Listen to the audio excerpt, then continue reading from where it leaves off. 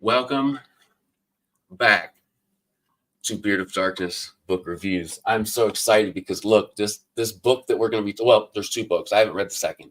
I've gotten through most of the first. I'm in love with this guy's prose, his imagination, and I have to find those seeds that planted this in his head. I'm so happy to have him. How are you, Yuval Kordov, tonight? I'm good. I'm good. How are you? I'm doing wonderful, man. So it's like one of those relaxing Sundays, except when you have four kids, do we really have those? Yeah, no, Yeah. no. My youngest has COVID right now, actually, even so Oh it's God, even better. Yeah, that's rough, man. yeah, But it's like, have you had the same experience, like when they go to the babysitters or wherever they go, like one gets sick, and then like you're always that last one to get sick. I'm always the last one. Well, yeah, it's like, you don't get sick right away and you're like, oh, I dodged this bullet. And then like 4 days later, it's like the other one gets sick. And then 4 days later, you're sick. You're just like, oh my God, like it would have Yes. been so much better if it was all at the same time. Oh, 100. And it's like after it's gone through everybody, it's like hopefully everybody's immune to what I've got now. They won't get re-sick. Well, sometimes it plays that way, sometimes it doesn't. But man, I'm so happy you're here. The hand Yeah, of glad to be here. Glad / terrified to be here. oh man, this is so much fun. I like to tell people it's like we're two like-minded people talking about things that we love, and you have a superpower. So to me, you're like Wolverine. I got my stupid chair in the background because I still haven't got the big. I need a bigger green screen. I don't know why I haven't got one yet, but anyway, it's like to me. So when I started reading, I didn't have that initial like want to write, and it formed pretty quick, but it wasn't like immediate. And what it was that like made me want to write stories is like I hope to someday take somebody on an adventure like you're taking me on right now. And I think it is a superpower. I think it's wonderful, man. And I'm just excited to be here with you. So That's awesome. tell us about Dark Legacy series. Uh, go into what's out now, what your plans are for the series, and kind of just a general overview. Yeah, sure. Sure. Yeah. So there's two books out right now. I'm working on my third. Um, I'm almost at halfway on the third. I'm a slow ass writer, but I'm hoping for the end of this year, number three will be out, and it is going to be a trilogy.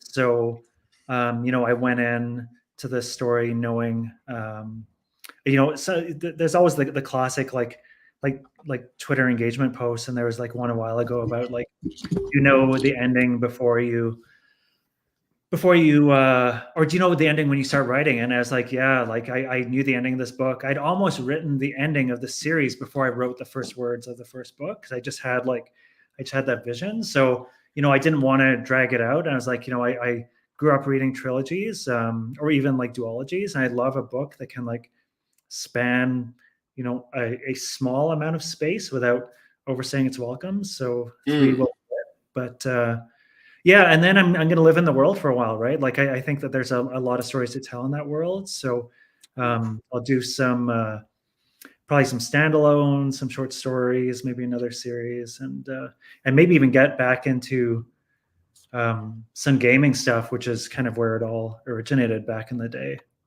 Wow, that's cool, man. I didn't know that. We'll dip into that. Like, Yeah. so what are aside? I know there's few, and I tried to think earlier, like without kind of looking it up, what I felt the subgenres of this were, and I'm going to say what I think, and then you go into what you kind of know. It's like a dark, so it's a dystopian, which kind of implies dark, right? Dark sci-fi fantasy. Kind of a post-apocalyptic. Yeah, and I wouldn't call it grimdark, because when I think grimdark, I mostly think this is kind of overwhelmingly. Oh man, I'm going to jump right into it and alienate myself. I've read a lot of grimdark stuff, and I enjoy it to an extent, but as I've gotten older, especially, like I need there to be like a nugget of hope, right? I need Yes. there needs to be an opportunity for light. And so I write really dark stuff, and I always have, but it's with a mind to, it's the cliche, you can't have light without darkness, right? And people need to go through challenges and suffering and trials and tribulations, but not to celebrate suffering, not so that they can just be miserable and the reader can be miserable, but so that they can have those redemptions at the end, and they can have those discoveries. And you're like, oh, and it's this, you're traveling with these people, and feeling their pain and relating it to your own. And then at Mm. the end, there's a payoff, effectively, of like there's hope, and there's hope in everything, right? There's light in everything. Yeah. So I have to say, my first feeling of hope is before I really knew anything. And it was the character that I started with, and it was Esther. She is like, before you really know anything, she gave me hope. She did. Like, is that something that you kind of knew going into it? Was her character kind of portraying that as kind of an innocent point of view? Yeah, I mean, she's an interesting one, right? Because she is the protagonist and antagonist of the whole series, very intentionally, right? But um, I actually, so yeah, I mean, without spoiling too much, I know we talked before the show, like some people might come into this not having read it, and I don't want to spoil too much, but there's a main character, not the main character, Esther, who kind of starts things off, and Mhm. she has a sister, Miriam, and there's a bit of a chosen one trope in there, but it gets more into um, what if the chosen one is picked for the wrong reasons, or goes down a Mhm. path for the wrong reasons, right? And the innocent. So I based Esther I based both of them off my kids, which was hard, right? I mean, you've read enough now to know why that might be hard. Sure. But I don't think I could have written this series before I had kids, honestly, because so much of their childhood, and their innocence, and their mistakes, and my mistakes in raising them, and all of the huge um, hugeness of that, right? Hugeness of of of parenting, and of raising a human being, and of seeing Oof. human beings make choices. And even whether it's not necessarily there's the nature versus nurture thing, but when you see a kid do something that may be like cruel, and you're like, oh wow, that really hurts, right? Was that somehow something that came from me? Is it just like in our nature? Is it just something like bigger than that? So a lot of the interaction between Esther and her sister, and Esther and the whole world, as the book jumps 450 years in the future, is based on some of those childhood experiences, and those sibling experiences, and difficulties with her family and her parents, and it all matters, right? It all, the dark legacies are the legacies that Esther is leaving behind, and that have been left behind for her. So that seemed really long-winded, but yeah, No. that's So I have to say, and I hope everybody that's listening like kind of pays attention to this part, especially when I get the opportunity to speak to people in which I also love what they're writing, and I feel very blessed to do that. And knowing that you put that much of your life and your children in that thought process, and it's really that deep seated, man, it makes that read for me, and I'm sure anybody listening to what I'm saying right now, just so much more of an experience. Yeah, and it was hard, man. It was really hard. There was one point where I did the classic thing where you get your husband or your wife to beta read your book for you, which is Mm. the worst idea ever, by the way. Like don't force it, especially if it's not their genre, because you're just going to be heartbroken. But there's one point, actually there were a couple of points in the book where I could tell she had gotten to a certain point, and she was so mad at me, and she was like, "This is too much. You can't do this." Um, and I was like, I understand, but like I have to do this because this is not an experience unique to me. This is something that's in the world, and I'm just informed by it, right? So it was interesting. It was hard, and I mean, there's the whole thing about like not writing yourself into a book, but certainly there's like, you know, Can Baptiste you and really so. not? Well, exactly, right? I mean, there's little bits of me, little bits of like my family, like my parents, my children, the people who have been um, um, formative to me in this book, right? Yeah, And it's it's like if everybody we've read did this is my take, and this is me like before I've published a book, so this is me being a very novice, excuse me. And in my mind, everybody we read, we pick those prose that we truly enjoy, and a lot of times we read multiple books from that person because we enjoy their prose. But their prose is their prose because of their experiences and their knowledge, and their influences and stuff like that. So um, I to a degree, I feel like you can keep certain things out of a book that you may write, but also if those things are important to you, they're just naturally going to be of influence on your prose. And I absolutely dig that for sure. I yeah. respect it.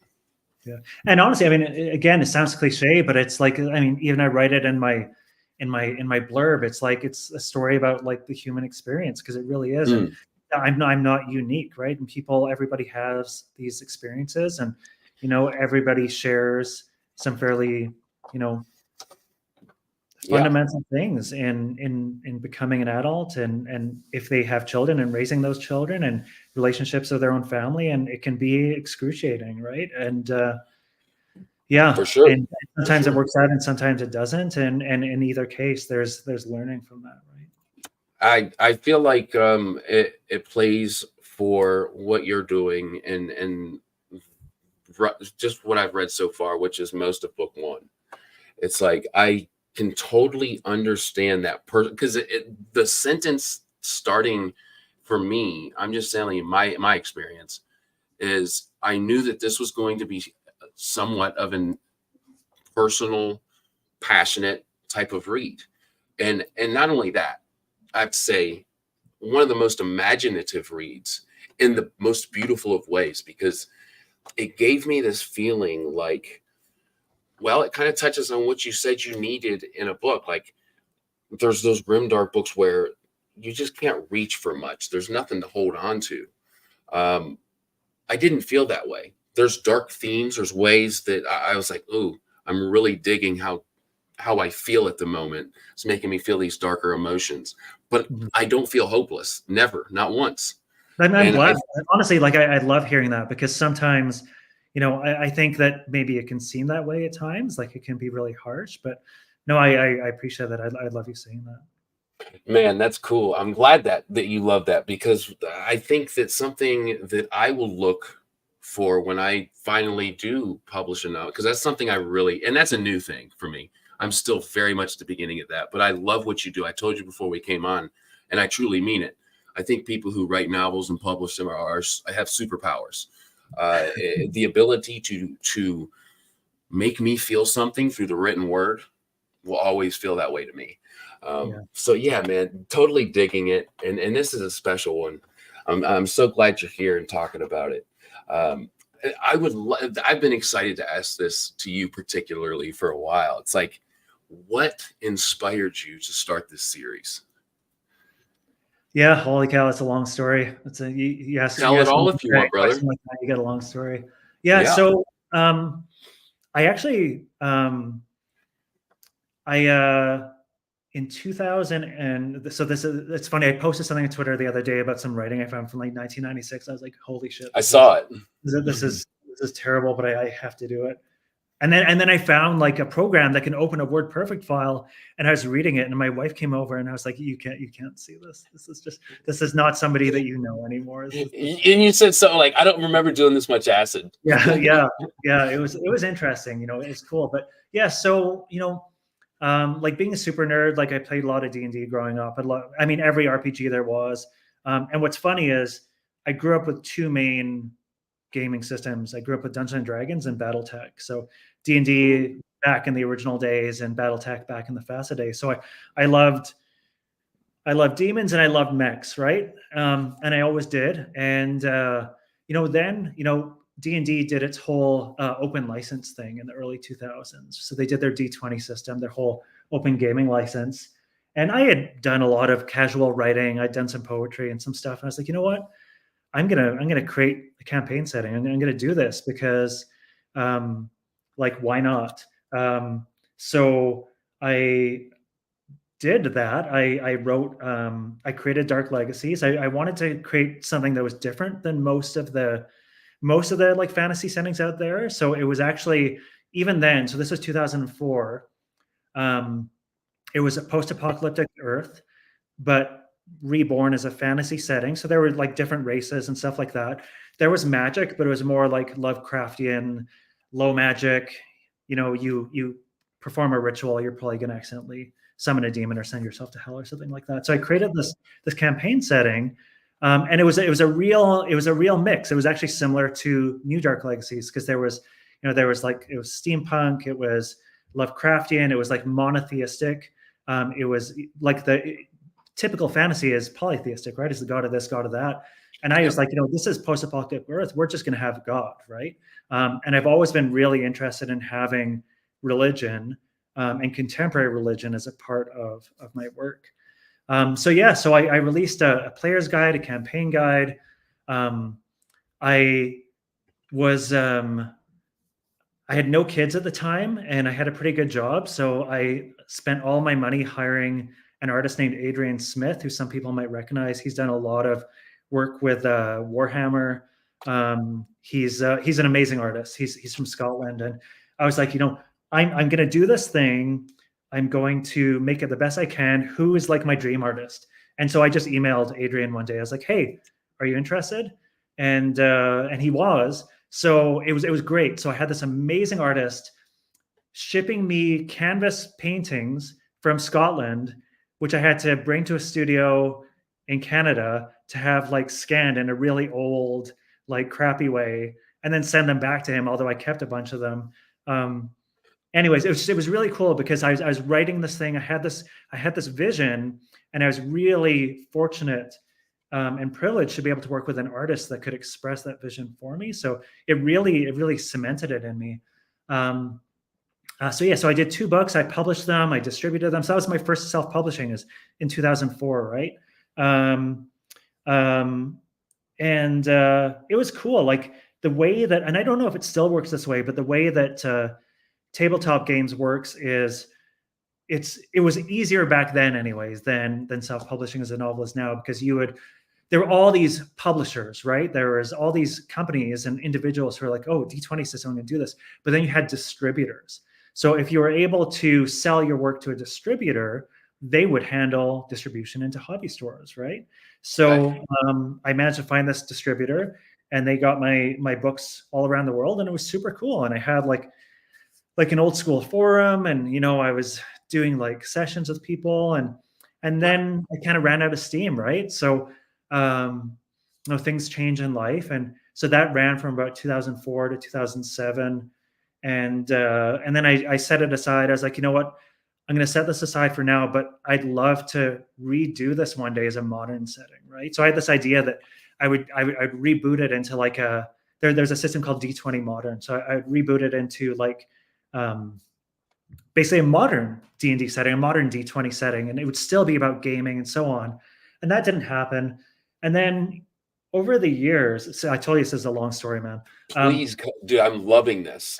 So over the years, it kind of lingered, right? And I also posted that thing I found from 2011. So every once in a while, I'd write down notes because I always had this kind of idea in my head of how I envisioned it, how it was being reframed by like, more experiences, getting older, again, moving more, and we can talk about books, but moving more from an interest in fantasy to sci-fi. And then of all things, I think it was like my older daughter's like 3rd or 4th birthday, and my parents bought her a Lego set. And I loved Lego as a kid. I used to like make my own stuff, my own Lego designs out of stuff like classic space Lego, classic like castle Lego was amazing. And something weird just clicked in me. I don't even know. It's like a voice like in my head. And she got this Lego set, which was like a Lego Friends like pony with a chariot, right? Like as girly a Lego set as grandparents could ever Yep. buy. But at the same time, I worked in this co-working space, and every July 4th, they would give everybody this little like Lego gift, one of these little Star Wars Lego gifts, right? And I had like a few of them piling up because I hadn't really thought about them, and I was like, oh. And then I brought them home, and I took apart my daughter's Lego, and I used some parts from those kits, and I made myself a tiny little mech. I was like, oh. And then like it just kept going and going and going. And then I was buying like random Lego sets and taking them apart and making bigger and bigger mechs. I was like, oh, okay. Yeah, this feels right. It was just tickling the BattleTech part of my brain that had never left, right? Sure. And then I just kind of went nuts with Lego. And about 4 or 5 years ago, I started an Instagram channel. If you guys are interested in this, I have an Instagram profile called Gothbricks 2000, and I'll add that to the description. yeah, and so I just started making like Lego, and then I was like, "There's a story in this," and then so I started writing little vignettes for my creations, and then I realized what I was writing was Dark Legacies rebooted. So, like hold on, I've got my camera backwards. Like this is Rebecca 6, right here. Yeah. I mean, it's just so it's the most random thing. I don't know how to explain it other than I'm super nerd. And so Instagram has all these different effects and filters. So I would like make these super dramatic Instagram stories with like all of my industrial music. Dude, I'm looking at it now and it's incredible, guys. You got to check it. Sorry, didn't mean to interrupt. Going, right? And then I do stories and stories and stories. And I was like, I'm writing this. And and then one day I was having a conversation with my wife, and she was like, why don't you just write a book? And I was like, there's no way I can write a book. Like, how am I ever going to do that? And then I did. Superpower. And yeah, it kind of just went from there. Yeah, it's oh my it's gosh, so random. So it's pretty cool because like a lot of the things in my book started as Lego builds, and then it kind of went back and forth as I was mixing like narration and Lego, and then I created a YouTube channel on like Lego techniques for mechs and stuff. It's just, I don't know, man. You got to find the things that appeal to you at the time, and sometimes they just intersect, and it just happens, right? I'm digging that. So there's many different areas, and I'll start. So like, I love that you brought in real human experience. You talk about your kids, and then you have this love. And it's funny. I know a big fan of yours, my guy Charlie. Sorry, Matt, they're asking for the Instagram channel name again. So it's Gothbricks 2000, GOTHBRIKS 2000, which was the most ridiculous name I could think of at the time. I did add it to the description already. It should be there. Yeah, it should be there. Yeah, it's super sick. I've gotten used to like kind of searching things while I'm talking to people, and it's dope, guys. Yeah, I've added to the description. And any links that I wasn't aware of, I'm going to throw them in there as we talk about them. So you were talking about your YouTube channel where you do Legos as well. That's something that has always fascinated me, and that I can't wait to buy for my kids. But like, we have so many at the moment, and like the exact same stage, that they'll just end up like under the couch or like in the toilet or something. Well, it's a funny world, right? Because there's, every community is a funny community, and they're all the same. They all have the same drama. They all have the same everything. But what I found in like the Lego world, which I feel ridiculous even saying, is, I wanted to build these really big things. Like I wanted to build these it's called minifig scale. When you build a vehicle or a mech or whatever, the actual scale that it would be if that minifig was human sized, right? I didn't want to just make tiny things, and that's really hard for like things that stand up and have moving arms and legs, because there's a certain weight that you get to, where if you make something small, you can use the standard Lego joints, right?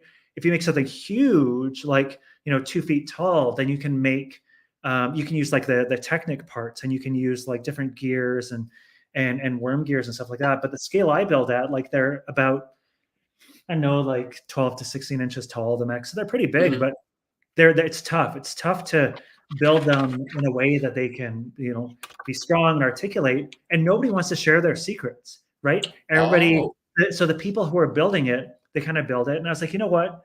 Like, I want to give back. And so I was like, I'll make my YouTube channel. And then I was like, okay, here's how you can make like a double jointed leg so that your 5 pound mech doesn't fall over, right? And I haven't really been doing it a lot lately because I only have time for one hobby, but yeah, it's pretty cool. no, I dig that. So, and that kind of answers a question that I had as somebody as a very novice Lego user. I mean, as a kid, I grew up playing Legos. Of course I did. But something I've found very fascinating and that I've tried to do with my kids, and I'm sure you know about them, they're like, they come in metal sheets, and like you have to bend them out of the sheets, and then Meccano? what is it? Meccano? I'm not sure if that's the name or not, but they're like 3D models, so like of Deadpool. And you have to kind of bend the metal and get these tabs inserted and bend them. Very not for a 4-year-old. And Yeah. and I'm struggling because I want to go there. I'm excited to do what you're talking about with my sons.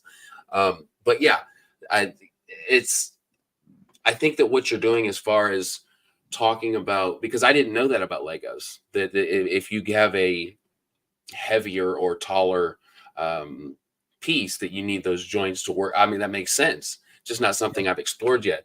So it's very interesting, Oh, and it's so something. random, man. It's so random. Like you look at, like, that you never are gonna guess what you're gonna be into. Like it's just, Yeah, it's so funny. And but it's fun. And I mean, it's play, right? And like, life can be hard and it can be busy, and you can want to use every last drip of your time for like productive. I mean, I guess this is productive too, but like when you, responsible. responsible things, productive things. I have to get this book written. I have to do this thing. But like, play is super important. It's like, and you use your brain in different ways, and You it's are just. you're hitting home a point that I didn't get hit home for me as a child. My parents are great. I'm not saying that they're not at all, but I wasn't, necessarily pushed to read or be creative. So what you're saying right now is very foundational for what I want to provide for my children. It is important to flex that muscle as a young person, and to evolve it as you grow up, because when you're an adult, there's lots of things that you can't insert that into, right?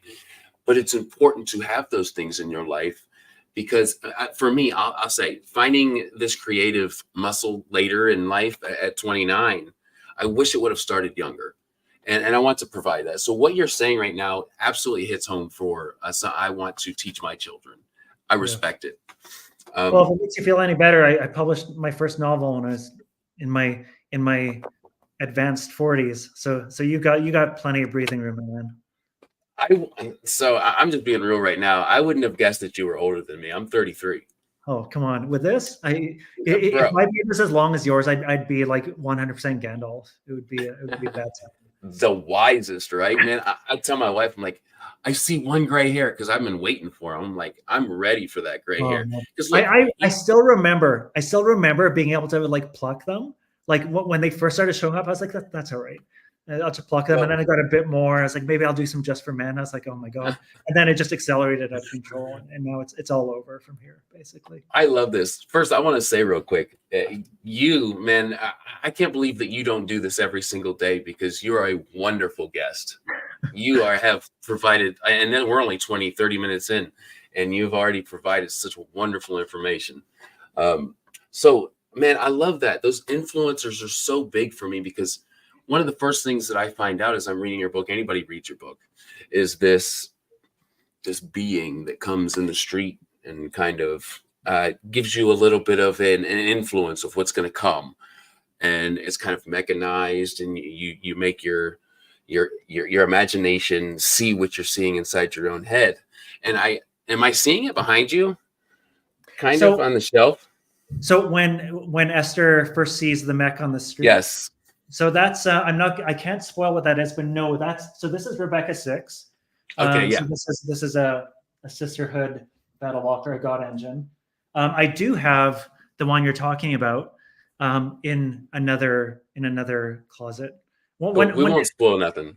yeah, I you know what? I've actually got a video. I've got like a reel on my Lego Instagram channel where I show my case that has all my mechs in them. So if you're ever curious to see, and you'll see like scav rats in there, you'll see ARVs and runners and stuff. So if you're ever curious, you can check that out. And I also post them every once in a while on Twitter, but sometimes I'm like self-conscious about it because I'm like, well, are people following me because they're interested in either my Larry David gifts or my writing? And if I start posting Lego, they're going to be like, screw this. This isn't what I came here for. But, I can do more of that. What is your YouTube channel's name, by the way?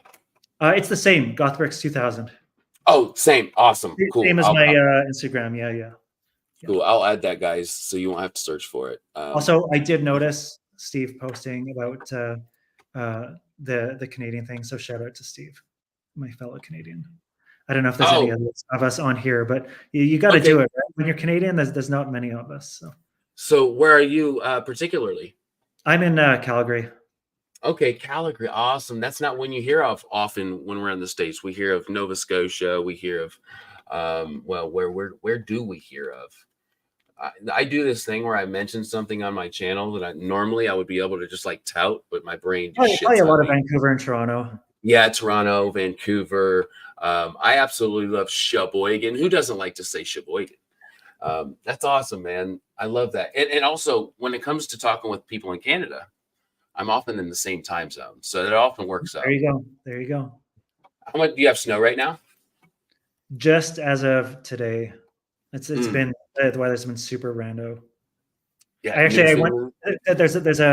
I'm lucky. I live beside a place called Nose Hill. That's like a nature preserve, kind of like in the area that I live in, and that's where all my inspiration happens. And I walked there yesterday, and we had like a rainstorm. It was nuts. Wow. So I was like just walking like through a rainstorm in the middle of Canadian winter, which is, let me tell you, pretty weird. So, but it was good. I feel like we can relate on that. I live in Ohio, so it's like we're just enough north where we'll get some snow, but just enough south that not much, and it's usually mud and rain through the winter. I hate it. I grew up in between here and northern Michigan, where northern Michigan's lots of snow. Mm-hmm. So I do love a good snow covering. I do. I like a good snowmobile. Those are fun. I've never been on a snowmobile. It's a trip, man. You're on a track. It's so different. It's different than tires. So some of the themes that you explore, what are some of those? Oh man, like what themes don't I explore? I agree, but people love this. Like, I absolutely love to hear what was important to you when you sat down to write this. Yeah. Like I could go in a lot of different directions. Like I when I write it, I'm trying to write it as even though some of the characters aren't human, I try to write it as a human book for humans, right? That has fundamental things that are important to humans, and loss. Yeah, like so there's a lot about family, right? There's actually a lot about motherhood. So I was mostly raised by my mom. My dad worked overseas until I was an adult, and I mean worked really hard, but he was away like 75-80% of the time. Wow. So yeah, and that was a big deal for her, like having 3 kids. And then I'm married and I have 2 girls, so you're gonna find a lot of girl power in my books, just because that's my experience, right? I mean, it's not to be anything. It's not to like check a box. It's literally the experience of my life, and Authentic. you know, and it's hard, right? And like seeing, you know, you know, being very involved as a parent and seeing the challenges of parenthood, both as a child and as a parent. And specifically I don't know why. I mean, sorry, I don't know why I say I don't know why. I know exactly why. But that aspect of like of motherhood and the challenge of it is it just really resonates with me. So I mean, that's almost the whole story of Dark Legacies between um, I don't want this. It's not really a spoiler, but let's just say that Mother Rebecca and Rebecca 6 are effectively the main characters of this series for reasons that will become apparent. Yeah, you didn't And spoil it. there's a huge story arc. There's a huge character arc there. I love that. Because they start off estranged. Like I mean, to say the least. I mean, given the nature of what a revenant sister is, given the nature of what the numbered are, like given the nature of what Rebecca 6 is, I mean, she is human-esque, right? Yes. And there are all manner of difficulties that are within and without the control of Mother Rebecca, but it really carries the story through. And a lot of the characters are like that. And I actually got a criticism on book 2 because and it's fair criticism. I mean, it's I understand their point because I introduced another character who had another hard familial relationship, right? It's like, oh, you have this other character and they're also having problems with so and so, which reminded me of this character who's having problems with so and so. And I was like, well, that's kind of the point, right? Is nobody exists in a vacuum. And particularly in these communities, like in this post-apocalypse, you know, they're tight-knit, populations are low, you know, traditions are and cultures are very insular. And it would be unrealistic if people were just out there without any Willy-nilly. kind of thread going back to their families, right? So Yeah. so family and the struggles we have, again, both directions, right? The struggles we have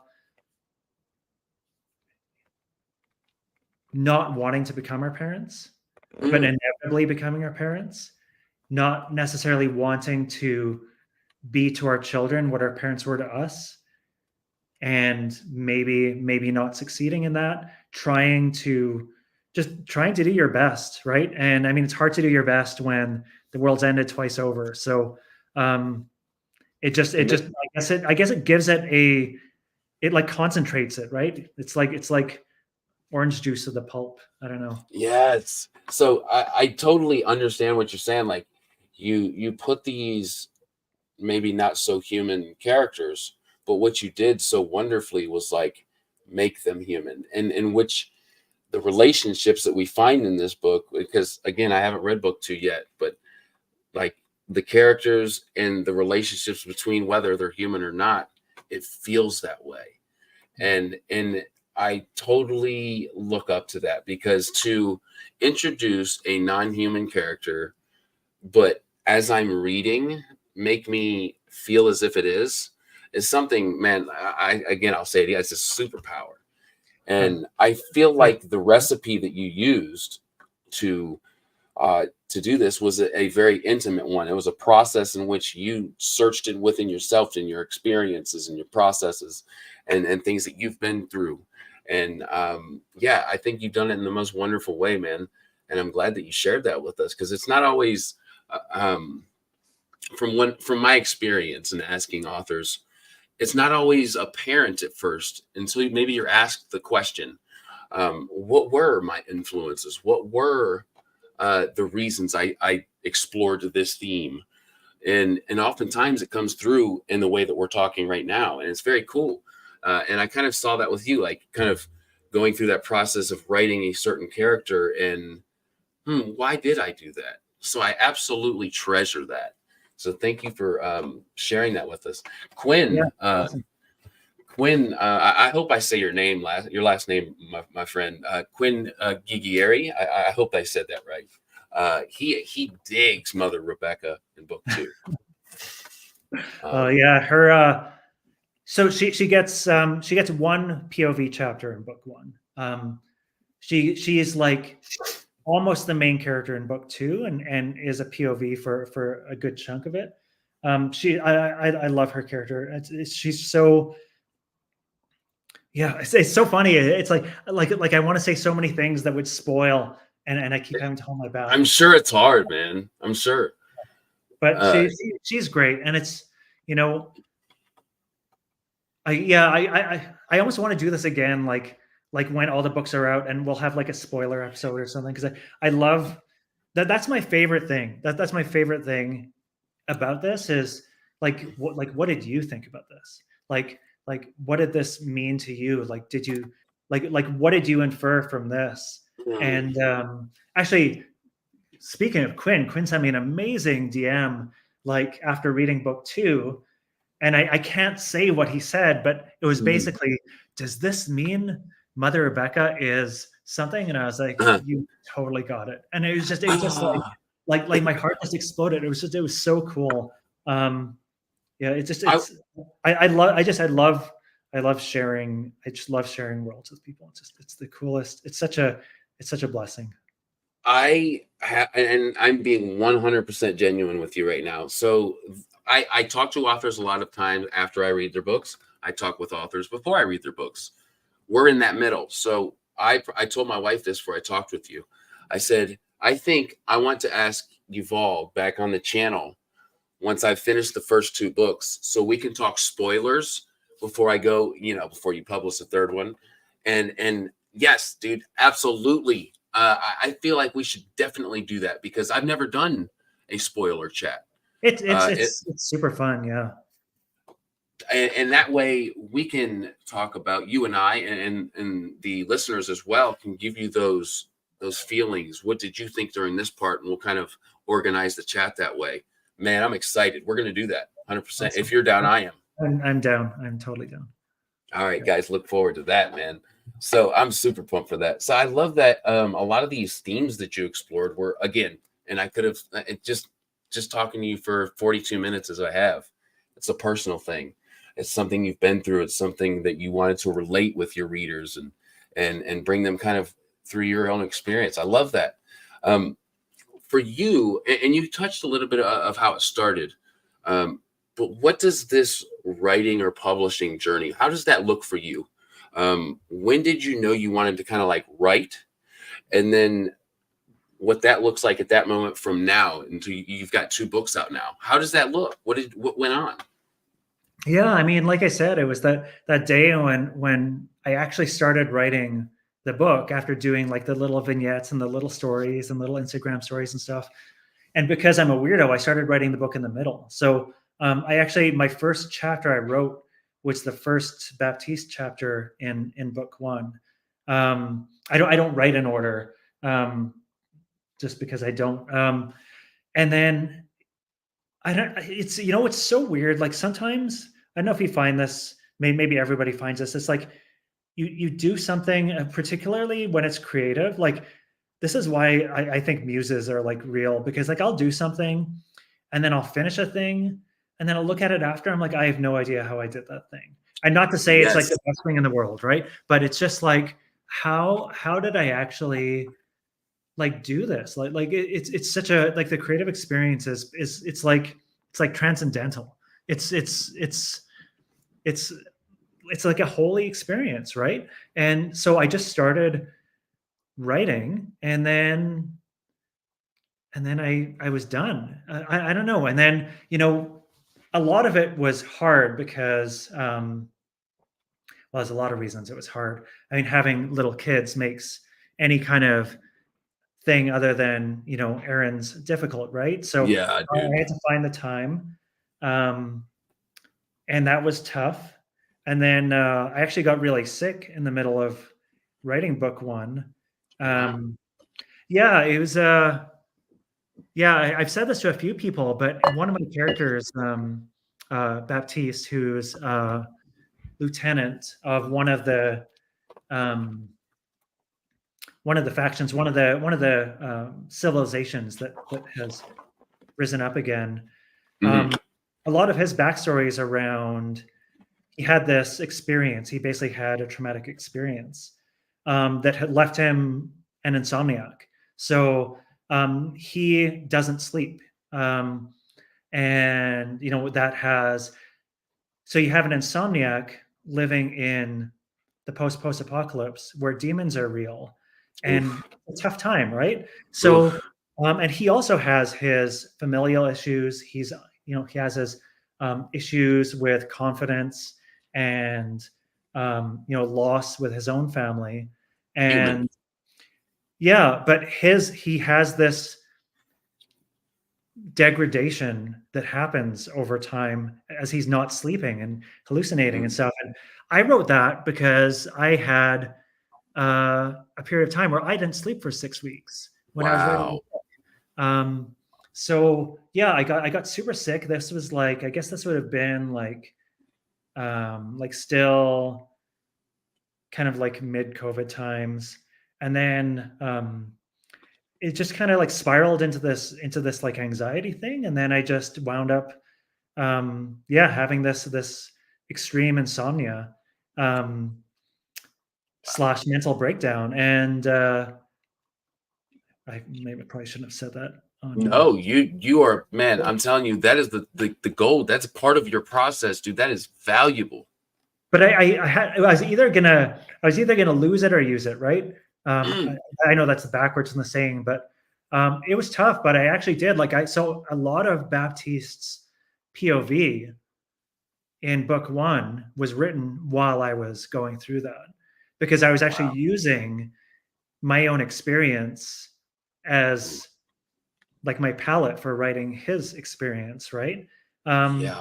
and it's funny, like it sounds like, and I don't want to say this as a like a woe is me thing, but you get older, shit happens.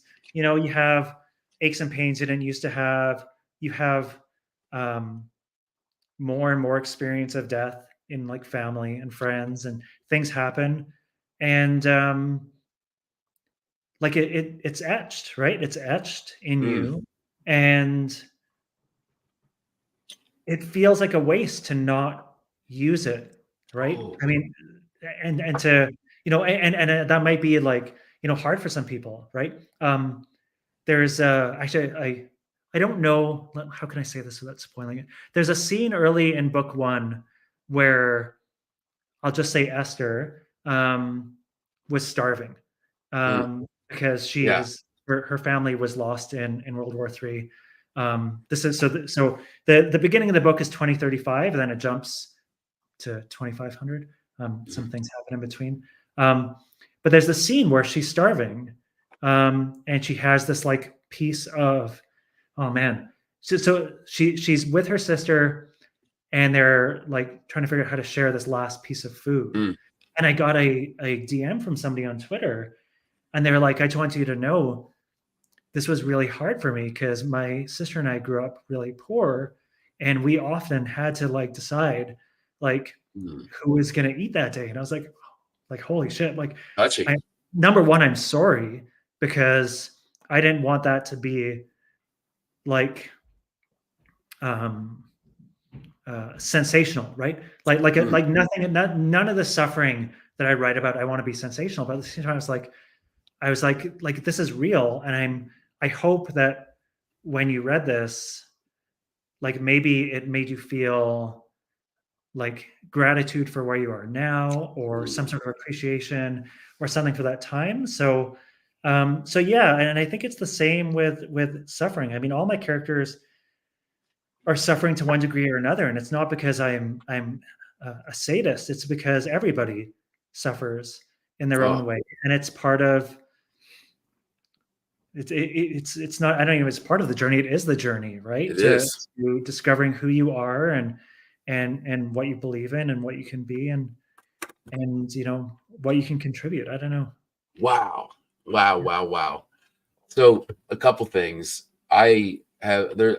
I write stars next to things I put in my ideas journal, and this is a quote that I took. I love this.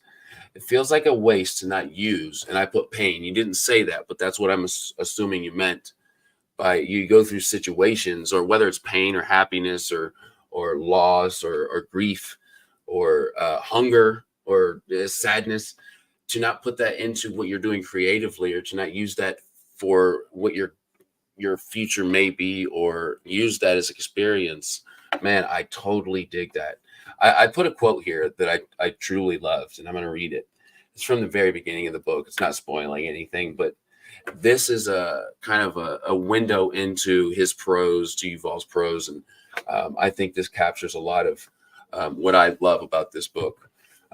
It's Esther, and this is a quote from one of the first chapters that says, "If she was careful to avoid accidentally seeing a familiar face when they were still recognizable because they're deceased, then she still might be able to wake up from this nightmare."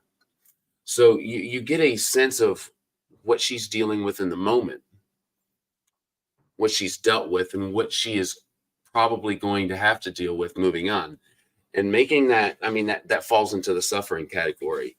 But when you read Esther's, especially from the beginning, it's like you get this sense of there's hope somewhere, and what better than a young girl to make you feel that way, and kind of see that innocence as well, because you feel a lot of that innocence in that quote. So I wanted to make sure to say that that really impacted me. I loved that. That kind of set the tone for me. That's awesome. That's awesome. And you know what? And it's, again, I don't think it's spoiling it, but like the series is gonna like not everybody's gonna come out of this unscathed, right? That's just not realistic. And some people will, some of my characters will move on for the better, and some will not. But I like I said, I knew what the ending was before I wrote my first word, and the ending is, and it's a hopeful ending. So you know, some things may happen along the way that people, you know, may struggle with, but just know that it's to an end, right? It's to an end that will be, you know, hopefully meaningful.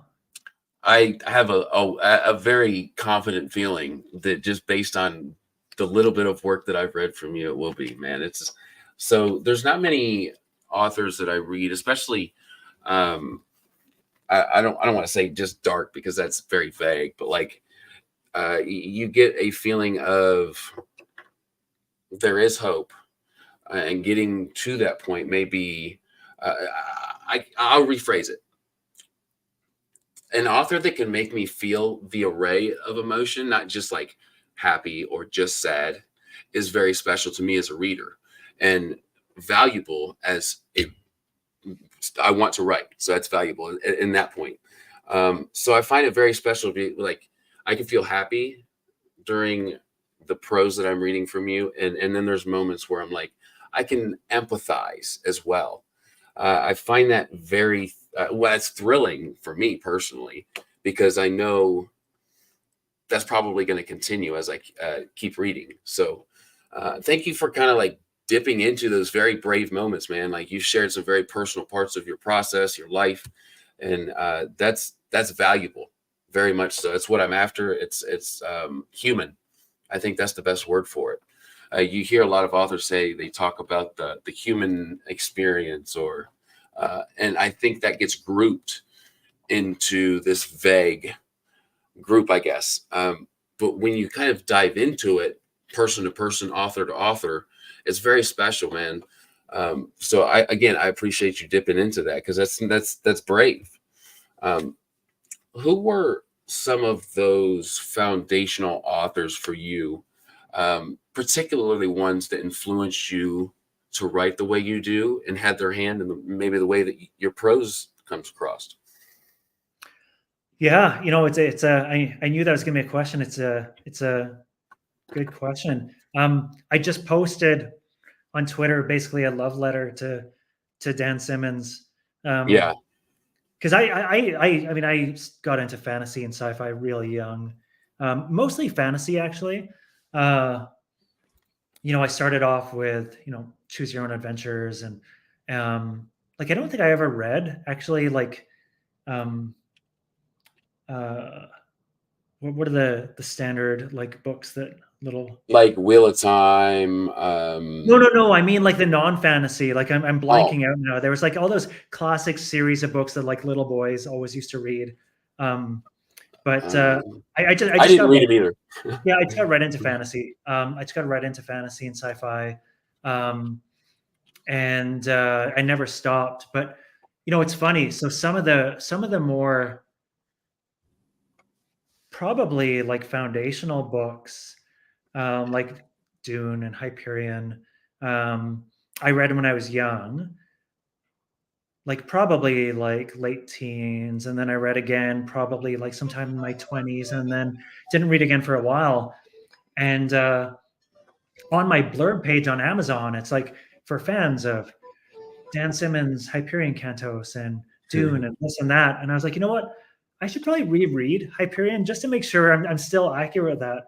And I did, and I was like, this is the best novel ever written. Like I Oof. actually felt that way. Like it was just so good.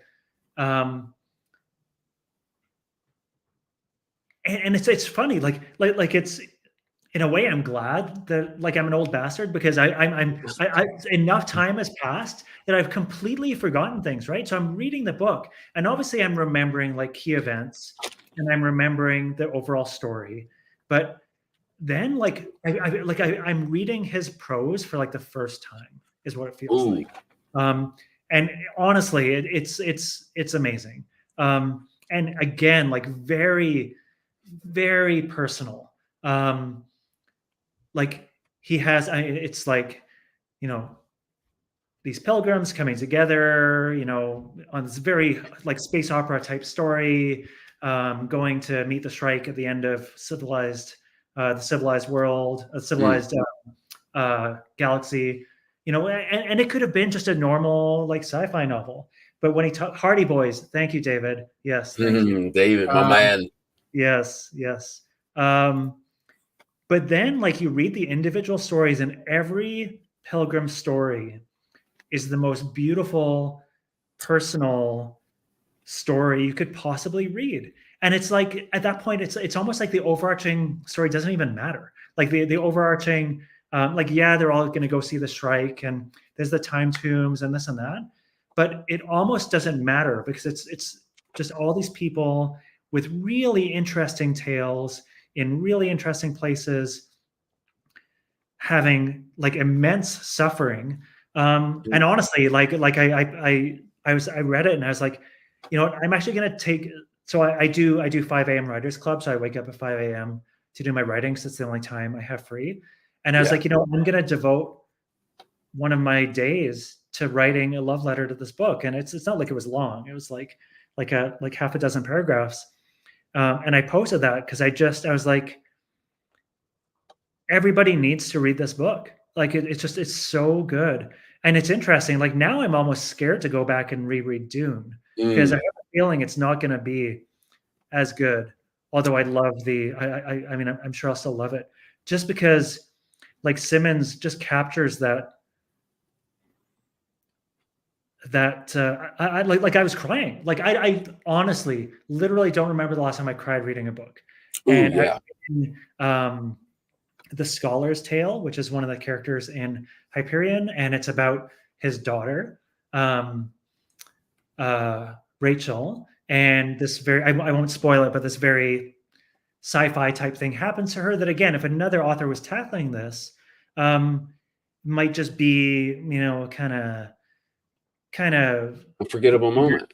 this weird thing. Like it's just like kind of like um so strange as to be unapproachable, so strange as to be something you can identify with. But this tale is written in such a way, with what happens with his daughter.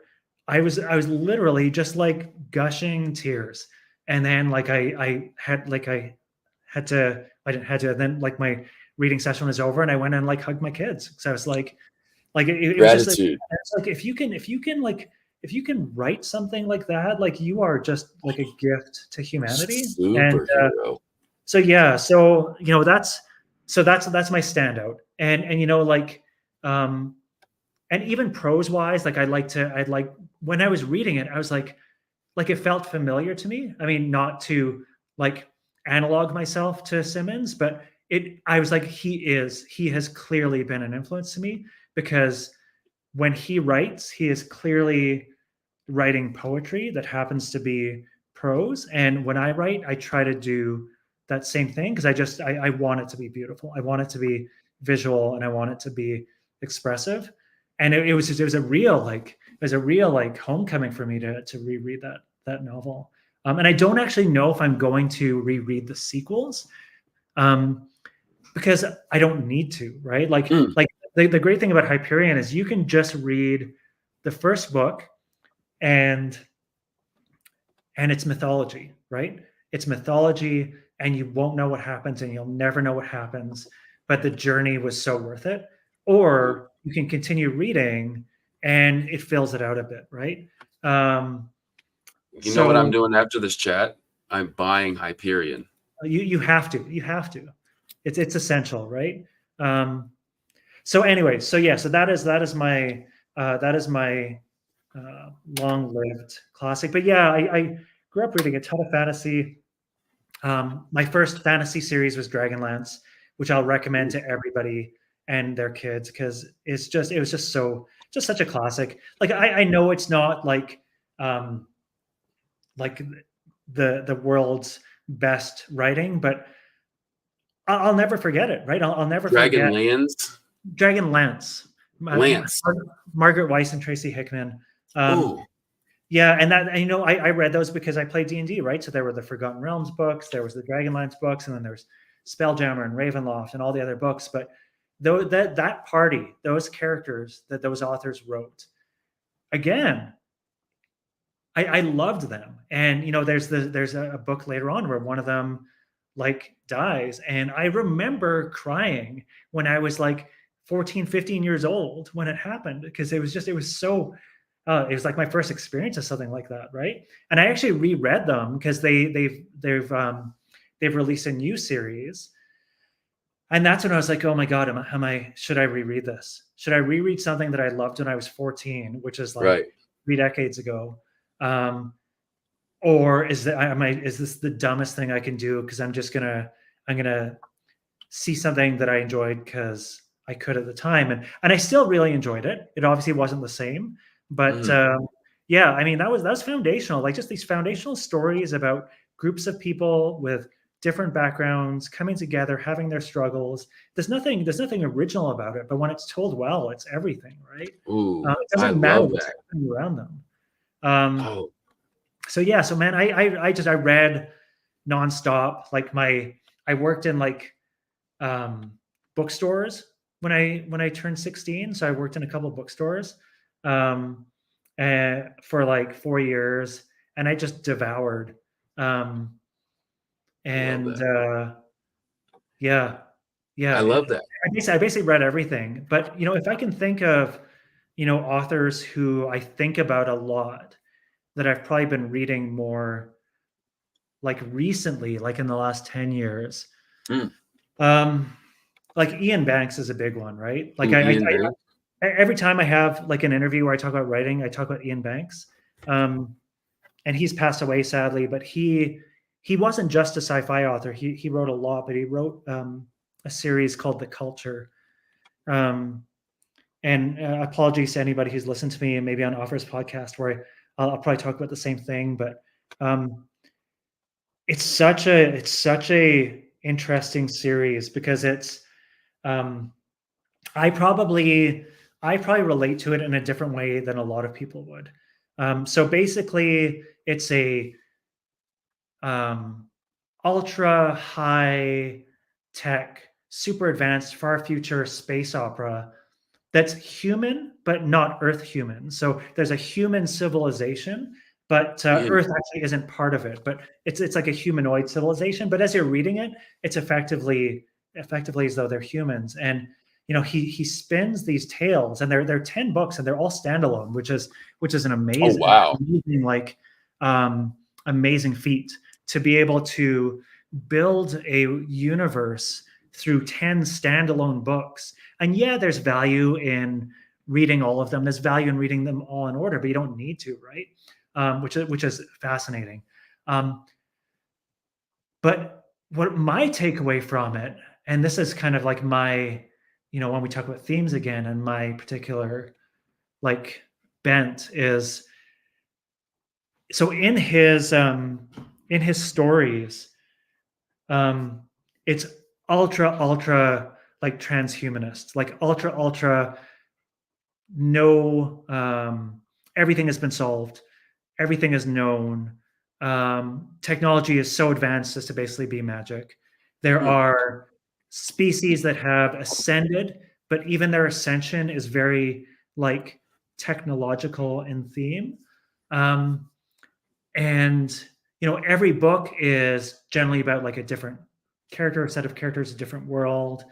Very, very richly told, like just great stories, just absolutely great stories. Like you don't need to like think about like what is the underlying meaning here, just great stories, right? But what I found really interesting, and I don't know if he intended this, and some people would probably argue with me and hate on me for this, but as I got to the end of his books, I read all of them, I actually picked up like a growing like nihilism, which is not uncommon for science fiction. And I was getting this vibe throughout the books that there are all these characters who had lived hundreds of years. They could change into different creatures if they wanted to. They could live in these fantastical places. They could have every experience under the sun. And there's also AI characters, which resonates with me because my AI character, A11, I tried to humanize as well. And Ian Banks does an amazing job of portraying his. But as you go through the series, I kind of got this increasing sense of pointlessness. And this is something I find with a lot of science fiction, where it gets so much into this technology is the answer to all things. Knowledge is the answer to all things. That it renders life meaningless. So by the time I ended it, I was actually thinking to myself, like, is this something that I'm just picking up because of my own bias, or was this something that he intended? And it's super fascinating. And so yeah, so like I have a lot of religious themes in my books, in terms of being a, people, in addition to people wanting to be part of their families, like people wanting to be part of something bigger, right? Yeah. And the power of religion, the power of faith, and this whole eternal tug of war between faith and doubt.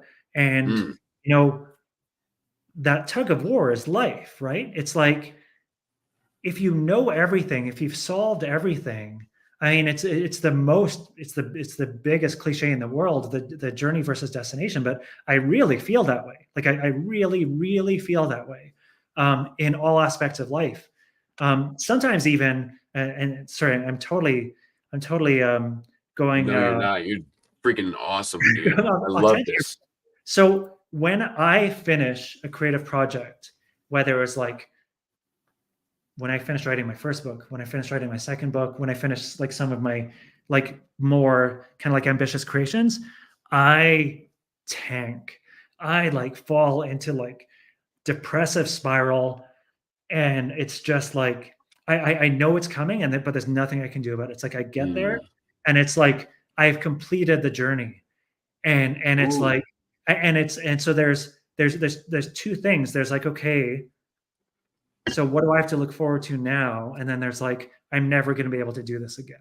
So there's the, the thing I was striving for is now over, and then imposter syndrome just falls right in under it, right? And I think life is a lot like that, where,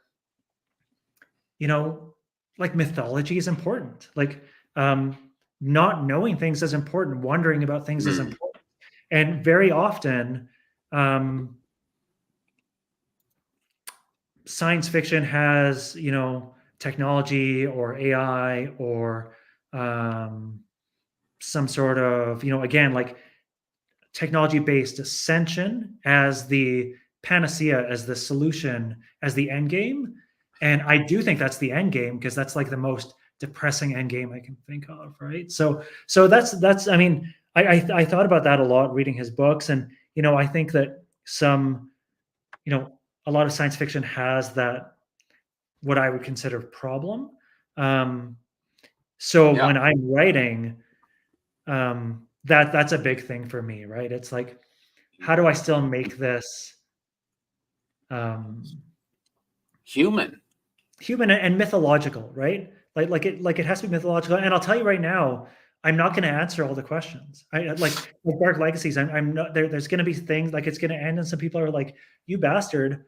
Like you didn't explain this." And I'm like, if I explained it, it would not be good. Like how many times do you watch a movie, like especially like horror movies, and you're like terrified, and you're like, what "Oh my about God." this? And then they make the reveal, and like, oh, that's stupid, right? Every time, right? But when you're left wondering, and when you're thinking about it, and it just that's the joy, right? So If you end a book and everything that you were questioning is answered, how much will you think about that book and what it meant afterwards? Like I often see like people posting on Twitter, like comments, and it's like, I finished this book 2 weeks ago and I can't stop thinking about it. It's because you're left with questions. You're left yeah, with why. And I think anything that it really, again, touches the foundation of why I started this channel. If you're left with no questions, what pursuit are you on? And I dig that. I really like that a lot. And I don't think that to finish a trilogy, so you want to write a trilogy, I don't think that every single question needs to be answered, because is there ever a point in real human life where you know exactly what's going on every second of the day, every situation, and you're left with no questions? It's just not realistic. And I think the more that you can touch base with that humanistic part of your reader, the better. And I really can relate with that. And it's interesting, and I think it also plays into it plays into everything in society. Like I think it plays a lot into gaming and open world games, because I mean, I'm as guilty as anybody. Like playing like thinking back to my favorites, like thinking back to like Mass Effect, or like my favorite games, right? And I was like, oh man, I wish I could just keep playing in this universe. I wish I could keep living in this universe, right? It's different because I don't want it to end, but it's the same because I want to see more, and I want to see more, and I want to stay there. And then guess what? Like Mass Effect Andromeda came out, which was like way more open world, and then like you had like I can't remember which Dragon Age it was. Are there only 2 Dragon Ages? Man, I'm old. And again, more open world, and like every second game now is open world, and they suck. It's like, you know what? You want to see this world? Maybe go fetch me 53 dragon turds. And when you bring back the 53 dragon turds, I'll give you the next increment of the thing that will help you fetch 54 dragon turds, right? And it's all the same. It's because we as humans, we don't, yeah, totally, Steve. As humans, we don't want we don't want things to end. We want to keep being told about the world. We keep on learn about it more, and it's just it never works out. Never works out. Because when we know the answer, there's like, it's just like, when we know that answer, what's next? Well, nothing. Yeah. 53 dragon turds. That's what's next. 53 of them. Yeah. That's a lot. Yeah. And then it's even worse. I think it was Dragon Age where they even show you where the turds are on the map. Like I remember doing like all these fetch quests, and I was like, why am I doing this? This is not high value. They're showing me on the map where to collect these things. So I can do. Anyways, now I'm just ranting. But Did you play Elden Ring? no, I did not. Oh, I don't like hard games. I'm a wuss because life is so short. I don't have time for hard games. I totally I didn't play Dark Souls, and I got a PlayStation 5, and it was just like all the hype. And little did I know how much I'd get my ass whooped. Man, that is the hardest game I've ever played in my life, but it's the longest I'd ever played a game. Yeah. Well, I Again, mean, questions. if that's your bag, that's awesome. I just every game I play. I mean, I don't play very many games at all anymore. But Yeah, it's easy mode, right? It's like, you know what hard mode is? Hard mode is my kids, right? Hard mode is my job. I don't spend the half an hour I have of free time to yeah. have to like permadeath myself over and over again. 100%. I totally dig that. But I'll tell you one that isn't super hard that you can put on easy, which I do, by the way. I totally relate with what you just said. Because look, if I got to get stressed out at my game, why am I playing it? Like Mhm. I'm playing this to kind of chill out. But God of War, the newest one for PlayStation 5, so fun. Yeah. And the easy mode was quite easy. And it was very freeing. Good. My man, my brother, my bearded brother, David List, you're not alone at your frustration by collecting 53 dragon turds. Yeah. Yeah. I love it. So Hyperion is one that Yeah. So naturally I've heard of. yeah, like so if I'm thinking of like stuff I've really enjoyed, like in the last like kind of decade sci-fi wise, like I really enjoyed, oh man, speaking of character building, um Stephen R. Donaldson's Gap Cycle. Ooh, Uh, it's so Stephen R. Donaldson has a reputation.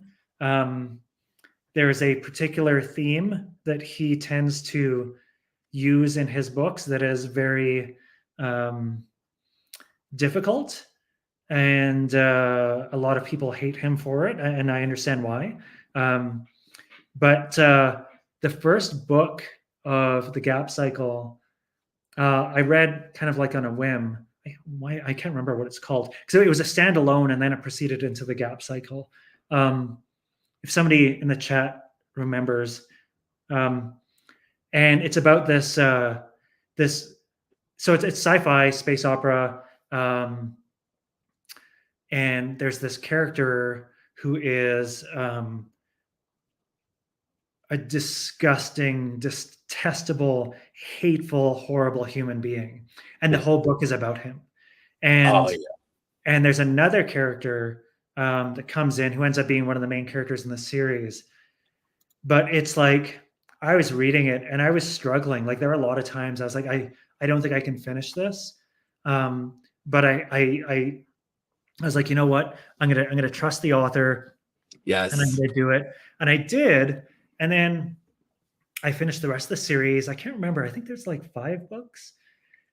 And honestly, it was like the most insane character arc I've ever experienced in my life. Like this character, like I know if have you ever watched Deadwood? Yes. Yes. So do you know like Al Swearingen? Yep. Like the main bad guy who Hmm. sorry, if you're gonna watch Deadwood, block your ears for like 20 seconds. The main bad guy who became like the best good guy, like the Yep. best story arc ever, best like character arc ever. Like It's called The Real Story, by the way. the real story, yeah. So Deadwood, it's like all the villains became the good guys, but like Yes. genuinely, like it was so cool. And so in the Gap Cycle, he pulls it off, and you learn things about this character that make you empathize, even though you don't want to. And it is hard, man. It is so hard, but like What do you mean hard? because you don't want to empathize with him. Okay. Okay. I got you. You don't want to empathize with this piece of shit, right?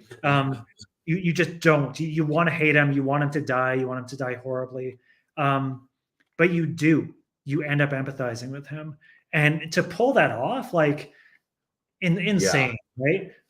So yeah, so and I really enjoyed um, how the POVs were done in the book, and that probably influenced me a bit specifically when I went into Dark Legacies, I was like, how should I write this? What tense? Like what first person, third person. I was like, well, this has to be multi-character. And it was just a really well-written multi-POV story. It's just a great series that I'd recommend to anybody.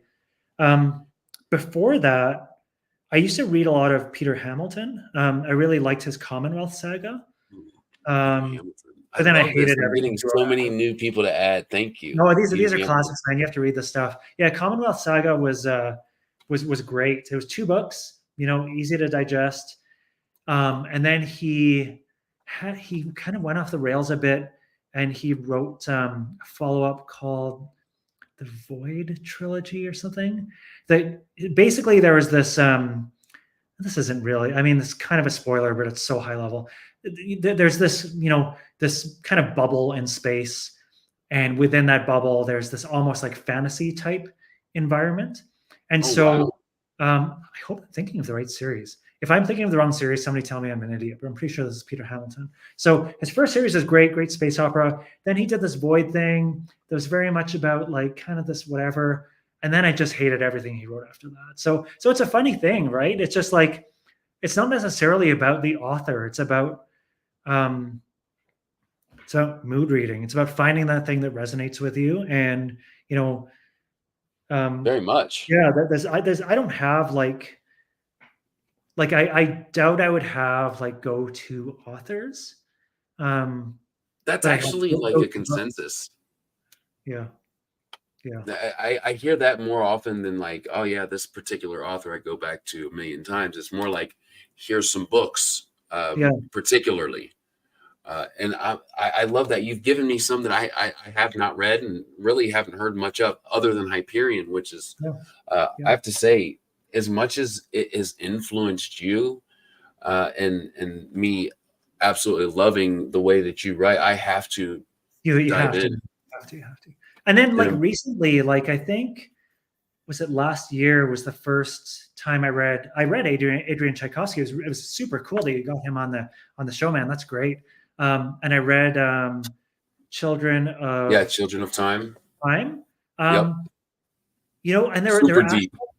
there were aspects of that book I struggled with, again, in terms of, being so informational. No, like almost like anti-human in a way. It seems to be kind of his style. Like Cage of Souls is very similar, like quite nihilistic, but I mean gorgeously written and like brilliantly written. Like the way that he it's funny, dehumanize the humans, but humanize the spiders and the creatures. Oh my gosh. Like I don't think I've ever read anything like it. And again, like his prose, phenomenal. But I wouldn't read the continuations. It serves better to me as a standalone. And then I finished Cage of Souls recently, and that was great. It's like, again, I didn't like the ending because there's this tendency there. But I mean, what a brilliant author! Just like brilliant in terms of intelligence and knowledge and prose and plot is phenomenal. He's one of those guys that I will read once, maybe twice a year, because of what you're saying. So there's 2 things, and I had never thought of that point that you just came across and says, like, dehumanize the humans, which he does, and then humanize Portia, the spiders, and he does. And I never thought about that point. That's a great point. But yeah, he's I absolutely love his writing, but it's kind of specific. It's a very profound prose. It's one that I can't read over and over again. Yeah, I love it because it's so lush, right? It's so lush, and it's it is rare to find books like that. Somehow he manages to pump them out at an insane rate, but crazy rate. Yeah, but just beautifully written. And then, sorry, go ahead. No, please. No, and then I was going to say, like somewhere, probably the last thing I would mention is, some people struggle a bit with my books because I tend to be a bit abstract. And I've seen that feedback over and over. And so I do like nonlinear narratives. I do, I cross over between like dreams and hallucinations and reality, and sometimes you don't quite know what's happening. But I mean, I read a lot of magic realism growing up, so like that was a big influence for me, because I love that. I love that intersection, right, um, of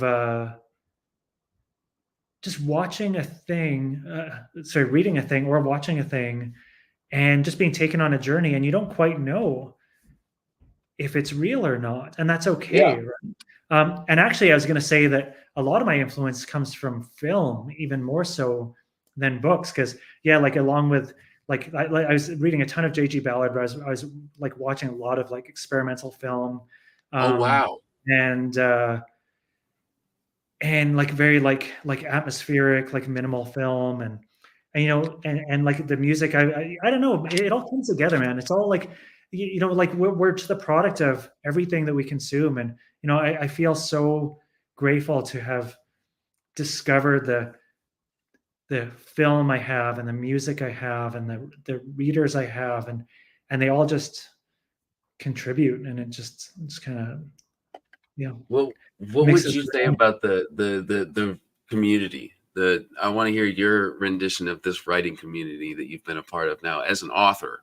But it's there's writers, there's reviewers, there's bloggers, there's all the sorts of people. What is your overwhelming consensus about this community? It's funny, like when I first joined. So actually, I never finished your earlier question of why I self-published, or how I published. But basically, I'm impatient, and like work-wise, I've always worked at startups, and I just wanted to get in there. And I knew it was going to be difficult, right? I knew self-publishing was going to be hard. And the thing I was the most scared of was like the loneliness, right? Mm. Uh, is there? I was like it's not the same as it was when Hugh Howey first wrote his books, right? Like Yeah, he was a pioneer, and good on him. Like I'm so like happy and proud for him. And it was a different time, because like it was very different back then to self-publish. But now it's like a boiling red ocean of people. It's like the sea of screams, man. It's the sea of screams, and authors are all in it, like trying to have their voices heard. yeah. And that was scary. And I was like going into that journey. I was like, how am I gonna do this? How am I gonna like crest to the top? Mm. And I was like, you know what? I'm gonna do what I said I would never do, and I'm gonna join Twitter. So what's funny is like, again, this is how old I am. I was at South by Southwest in Austin when Twitter launched, and I joined Twitter on the first day Twitter existed. And then like I Wow. deleted my account like not long after that, because I basically saw what was happening. Yeah. And then I was like, you know what? I've been doing the Instagram thing for a few years for my Lego. I can do social media. I'm gonna get on there, and I'm gonna see what happens. And I made like a commitment to myself, which was I'm only gonna be a part of positive discourse. Like Mm. that doesn't mean I'm gonna go on there and be like, oh, like toxic positivity, right? I'm not gonna go on there and like hand wave away like all the bad things, but I'm gonna go on Sure. there to contribute and to promote and to try to be part of something positive. And then I found people. It was the craziest thing. Um, like I think like Nick Borelli was one of the first people who kind of helped me out with a review. And then I just kind of met people. Like I met Steven, who did Icebreaker, and he is Yep. like the ultimate like people connector. He Um, is. and then it kind of just went from there, and it was so interesting. And then Steven actually introduced me to Andrew Gilsmith, who wrote Our Lady of the Artilects, which is a phenomenal novel. Like he's just and him and I have become very close friends, and we have like I posted a screenshot of us talking about my poops the other day because that's what you do with your close friends. And like we have like Google Meets and like we bounce ideas off of each other. And honestly, like, and I said it in that post, and I encourage people to do it. Like find your people and talk to them, and don't just talk to them via tweets. Like if you find somebody who you think you resonate with, like ask them if they want to get together. Like set up a video call with them. Chat with them, bounce ideas. Like get out of your room so you're not just smelling your own farts, right? Like rubber ducking is a huge thing. And having just I like love that. commiserating, like it's also important. So yeah, it's amazing. Like it's amazing what I found now. The reverse side of that is like the insane like amounts of like BS. But again, like I literally just scroll past it. I scroll past it because everybody has forgotten the first rule of the internet, which is don't feed the trolls, right? Ooh, And yes. people who are on there to just like be negative, it's just like you feed them and they just grow bigger, right? And I often feel bad for them. Yeah, Like, I just be that miserable. And this is kind of a thing, right? I mean, people almost talk more about what they hate than what they love, and it's just like Let's boring. change that. You're just boring. So every day, I'm on there and I see something like, no, it's like, oh, look what this writer said about this reviewer. I'm like, no, I just honestly, I have 0% engagement with that stuff, and I'm just there to like share cat gifs and Yes, talk about writing. And if you've I made can, that choice. it's just like life is hard, man. Like you don't Yeah. need life to be harder on Twitter, so Yeah, dude. It's like if you make that choice to make so marketing is a big part of your publishing journey, and to do so, you nowadays as a modern marketer of your product or your art, you have to be part of a social network. But you can make that choice to not be a part of that scum, soul-sucking part of that social network. And I love that. Even the marketing is hard because I'm like, oh man, am I really gonna like write another post about my book so all the same people who follow me can see it for the like 100th time? So it's tough. It's tough. Like it's hard to be in this market. Like this is an industry that still has like a ton of gatekeeping, right? Like video games to an extent have broken out of that. Like indie, like it's a big commitment. Don't get me wrong, but like indie video games are almost more popular than like the trad version, like the big studio indie games. Like music has been completely liberated, like in terms of indie record labels. Like I don't listen to anything that's on a top. I don't. Is there even still like the top 3 record labels, right? Like like the music I listen to, like it's all indie. It all has full distribution through all the platforms. But it's the best too, right? So hard, man. It's just like there's so much out there. It's like it's like and sometimes I see these poor people, God bless them, posting like, how would people think if we had this like way of vetting like good indie books so that people could read them, and they just get jumped on. And I feel bad for them because I know their intentions are good, right? Or I assume their intentions are good. And I get it, because sometimes I'm like, man, I wish there was a way for me to like somehow bubble to the top, right? Without spending 5 times more money I earn on royalties on worthless Amazon ads, right? So yes, you're on social media and you're hustling and you're promoting your stuff. And so all I can do is like, okay, well, maybe I'll try to do it in a fun way, or I'll post a quote, or like I'll do like a character profile, which is also like writing practice. And it's hard, man. Social media it's hard. It can be It's a beast. So I think one of the things you're touching on that I feel is very important to anybody, and something that and Catherine, you just popped that in there, is just right out of my mouth. It seems like I'm going to throw it up, and I'm going to touch on. So a new author, a sci-fi author for me, he's not a new author, he's been in the game for a little bit now, is Christopher Rocchio. So I'm going to kind of, through what you just said, give an example of what you're talking about. It's like, I knew of him long before Daniel Green ever did a review for Empire of Silence, and then the few books after that he's done.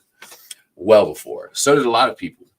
But what Daniel Green, his platform is huge. He's got 500,000 subscribers.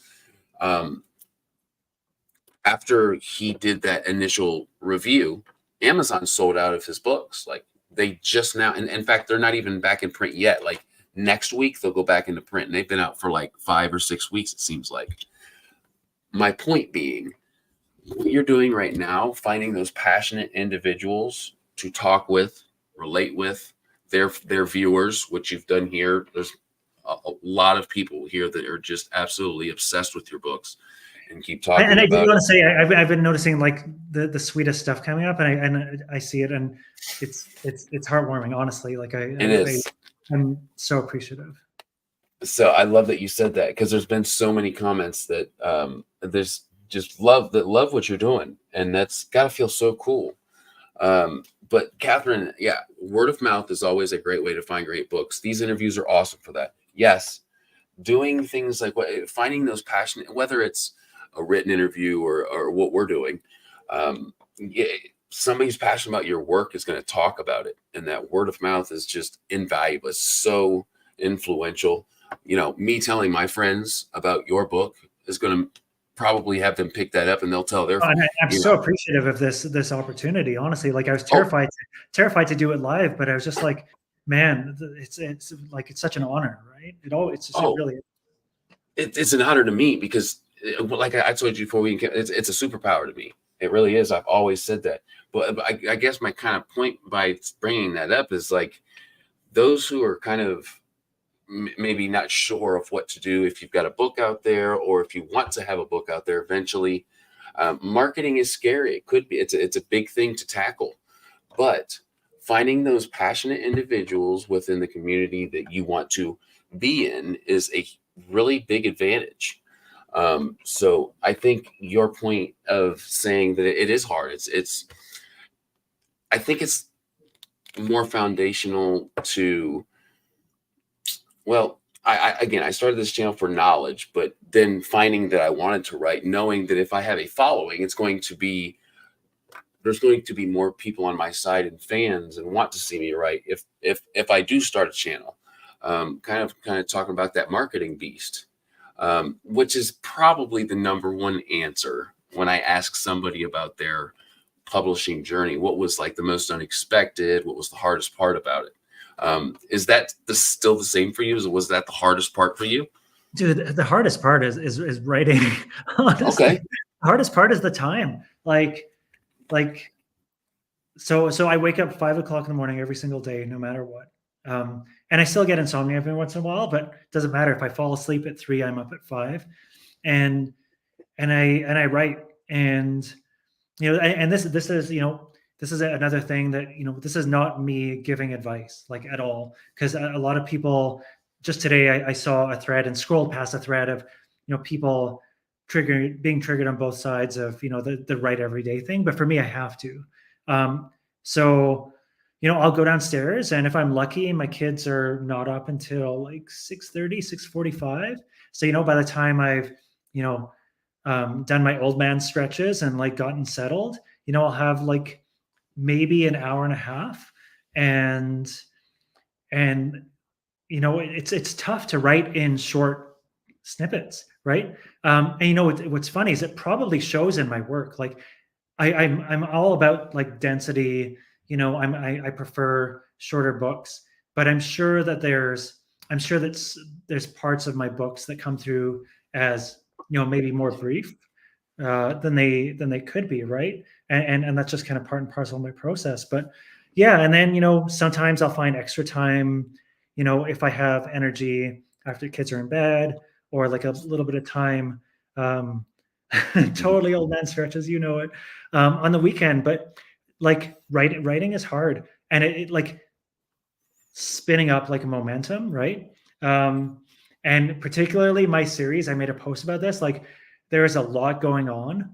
So I have like all these different files of like my timelines, my characters. On my latest timeline, it actually has to be as granular as early morning, mid afternoon, early evening for this like series of events that are happening. So I'm like, I can't have like a continuity error in here.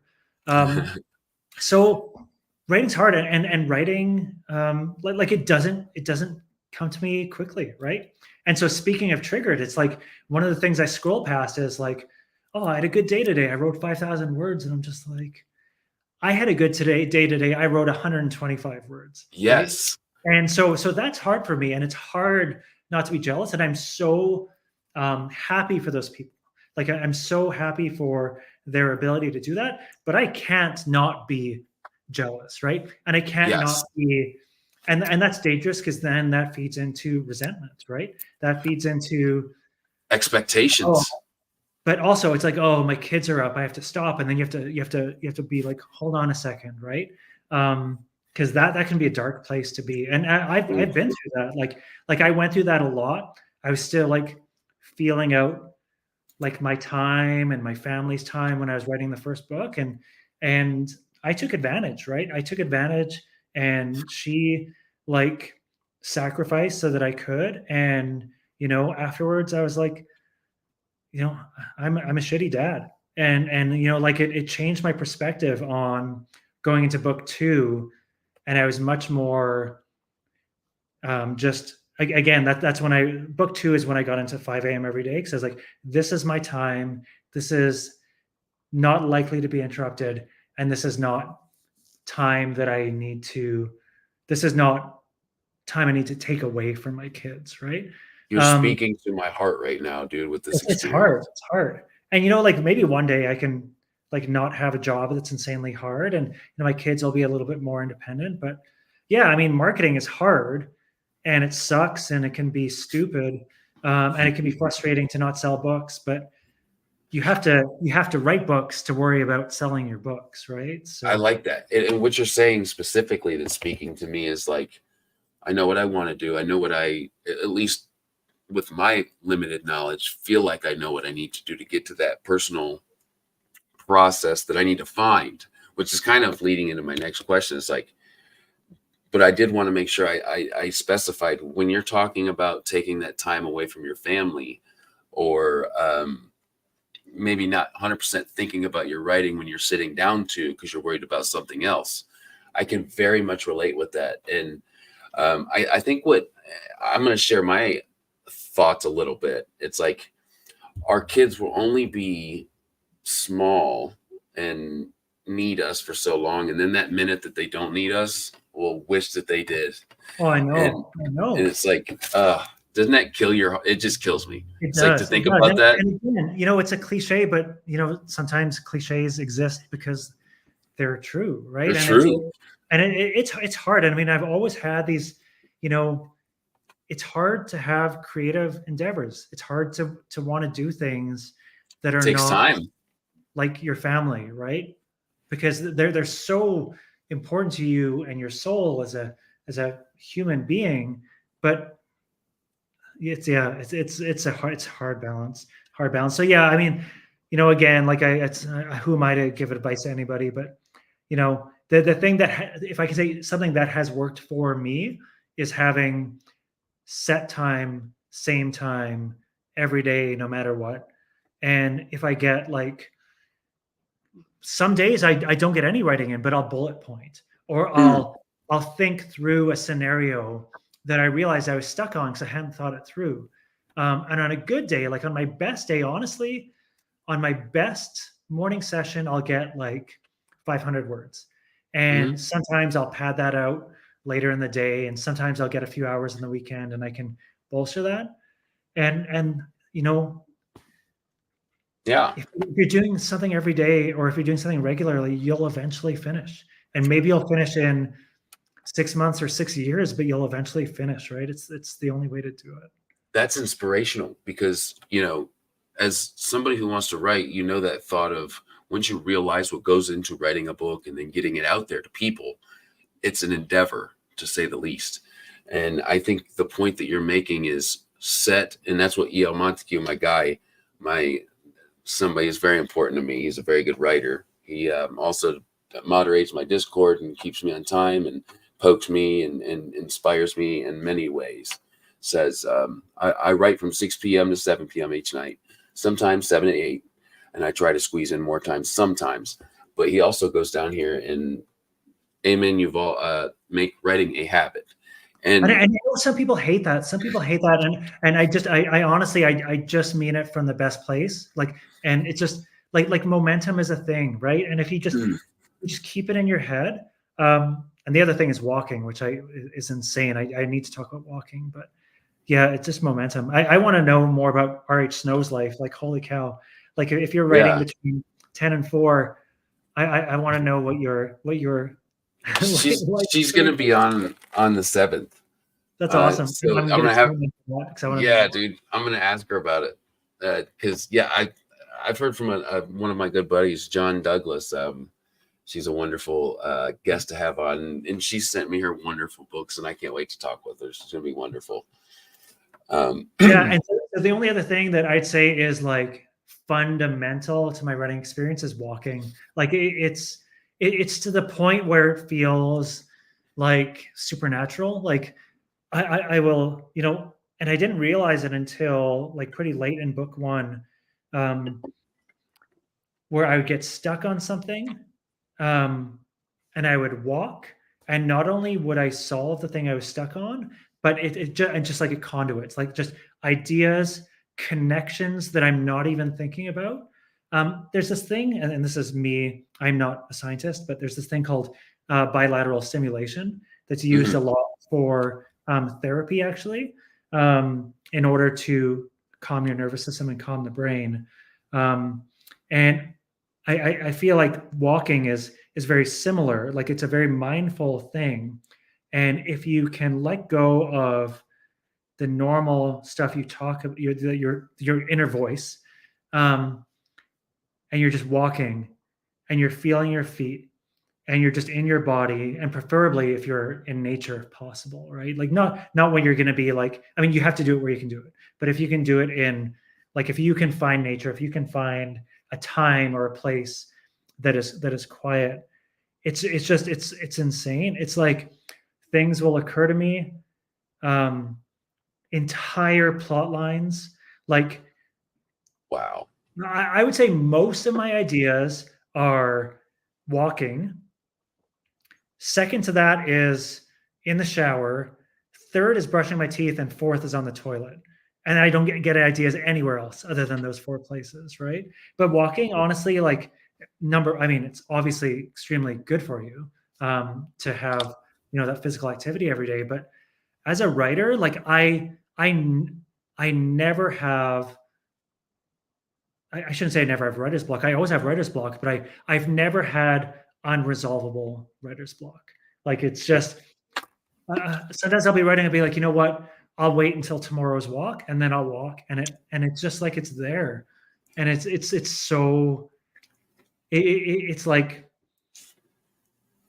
our It's that brain is medicine. background processing, and all of the neurons are just coming together because they're given an opportunity to not be distracted, and they're just brewing this stew, and then, like, here you go, and it's just it's so cool.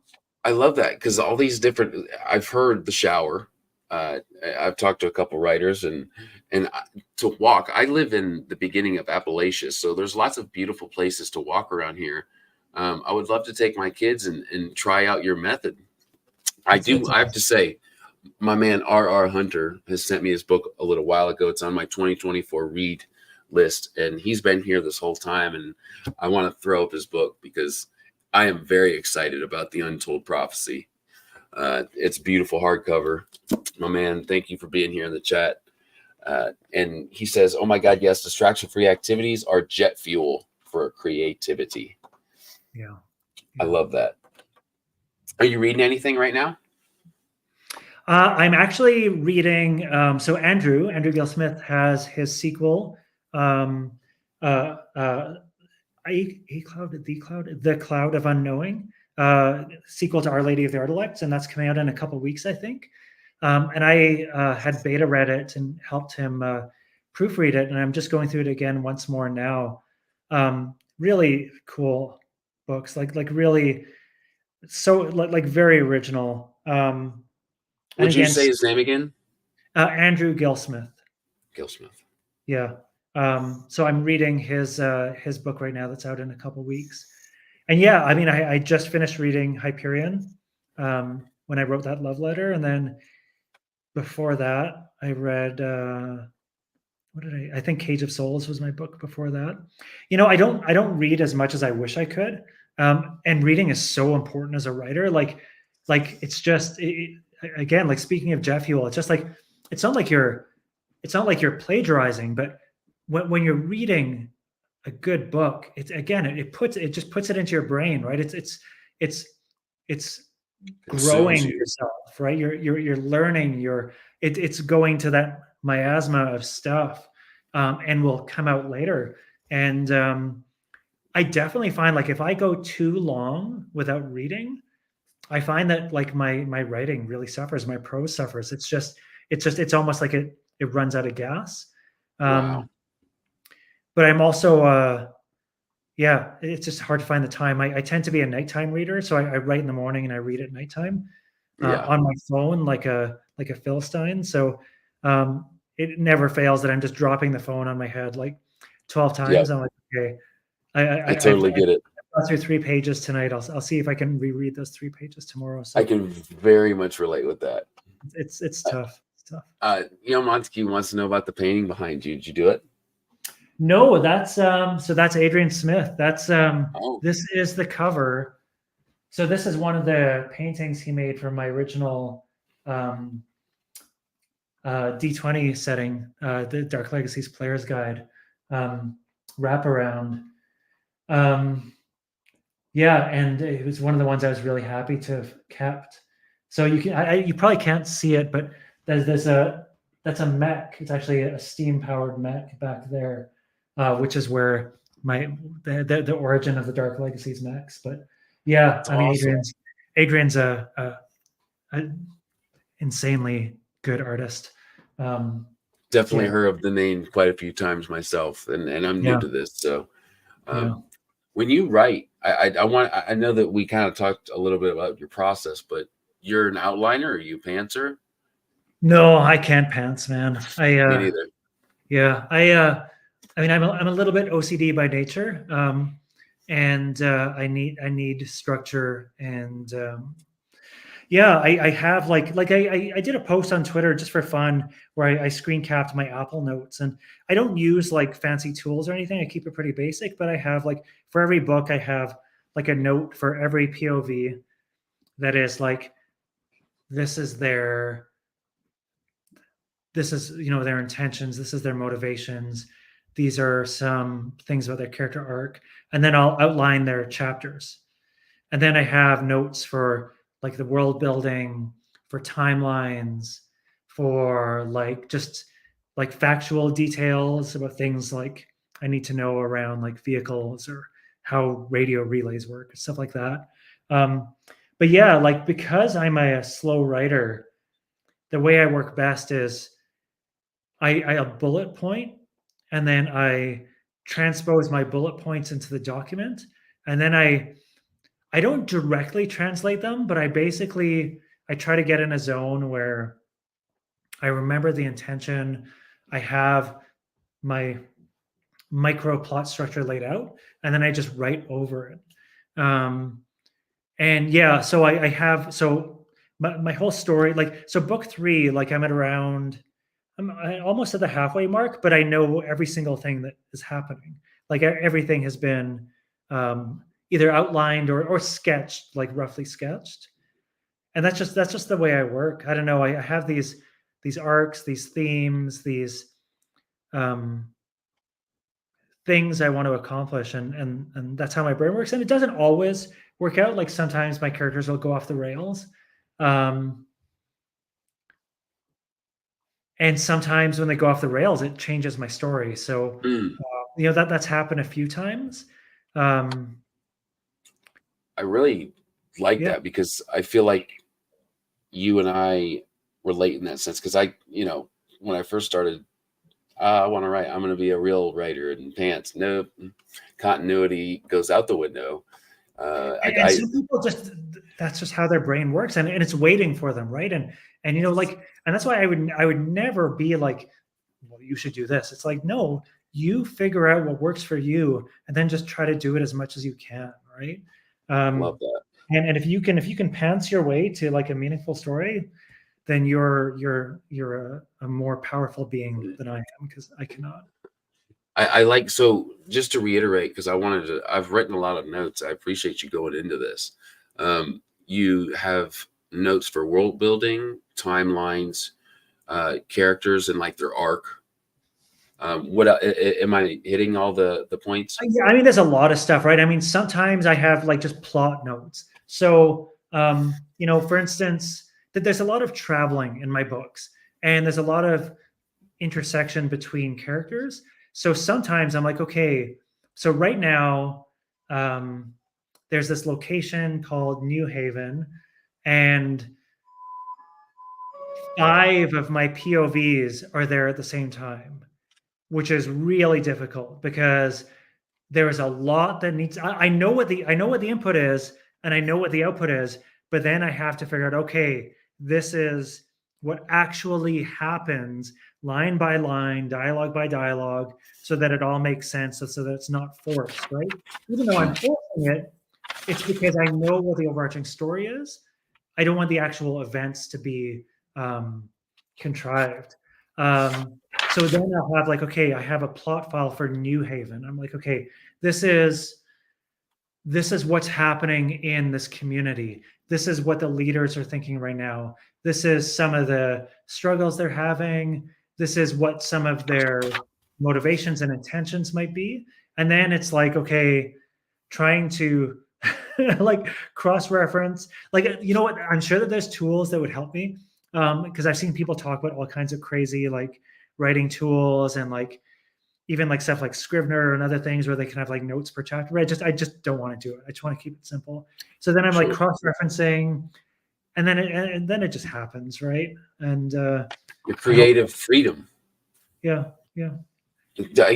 So I think that balance between what you do was like taking those notes on character, their arcs, motivations, world building, make things with continuity, and everything makes sense, but also allowing myself to have that freedom where when I'm writing, I can just let the juices flow. And you have to embrace it, right? Like there's, if something crazy is happening, if a character wants to like just like go off the rails, that's you telling yourself, oh, maybe there's another path here, right? So I'm trying to think of some examples. I mean, there have been plenty. So originally, I'd written a lot of, I almost finished the first book, and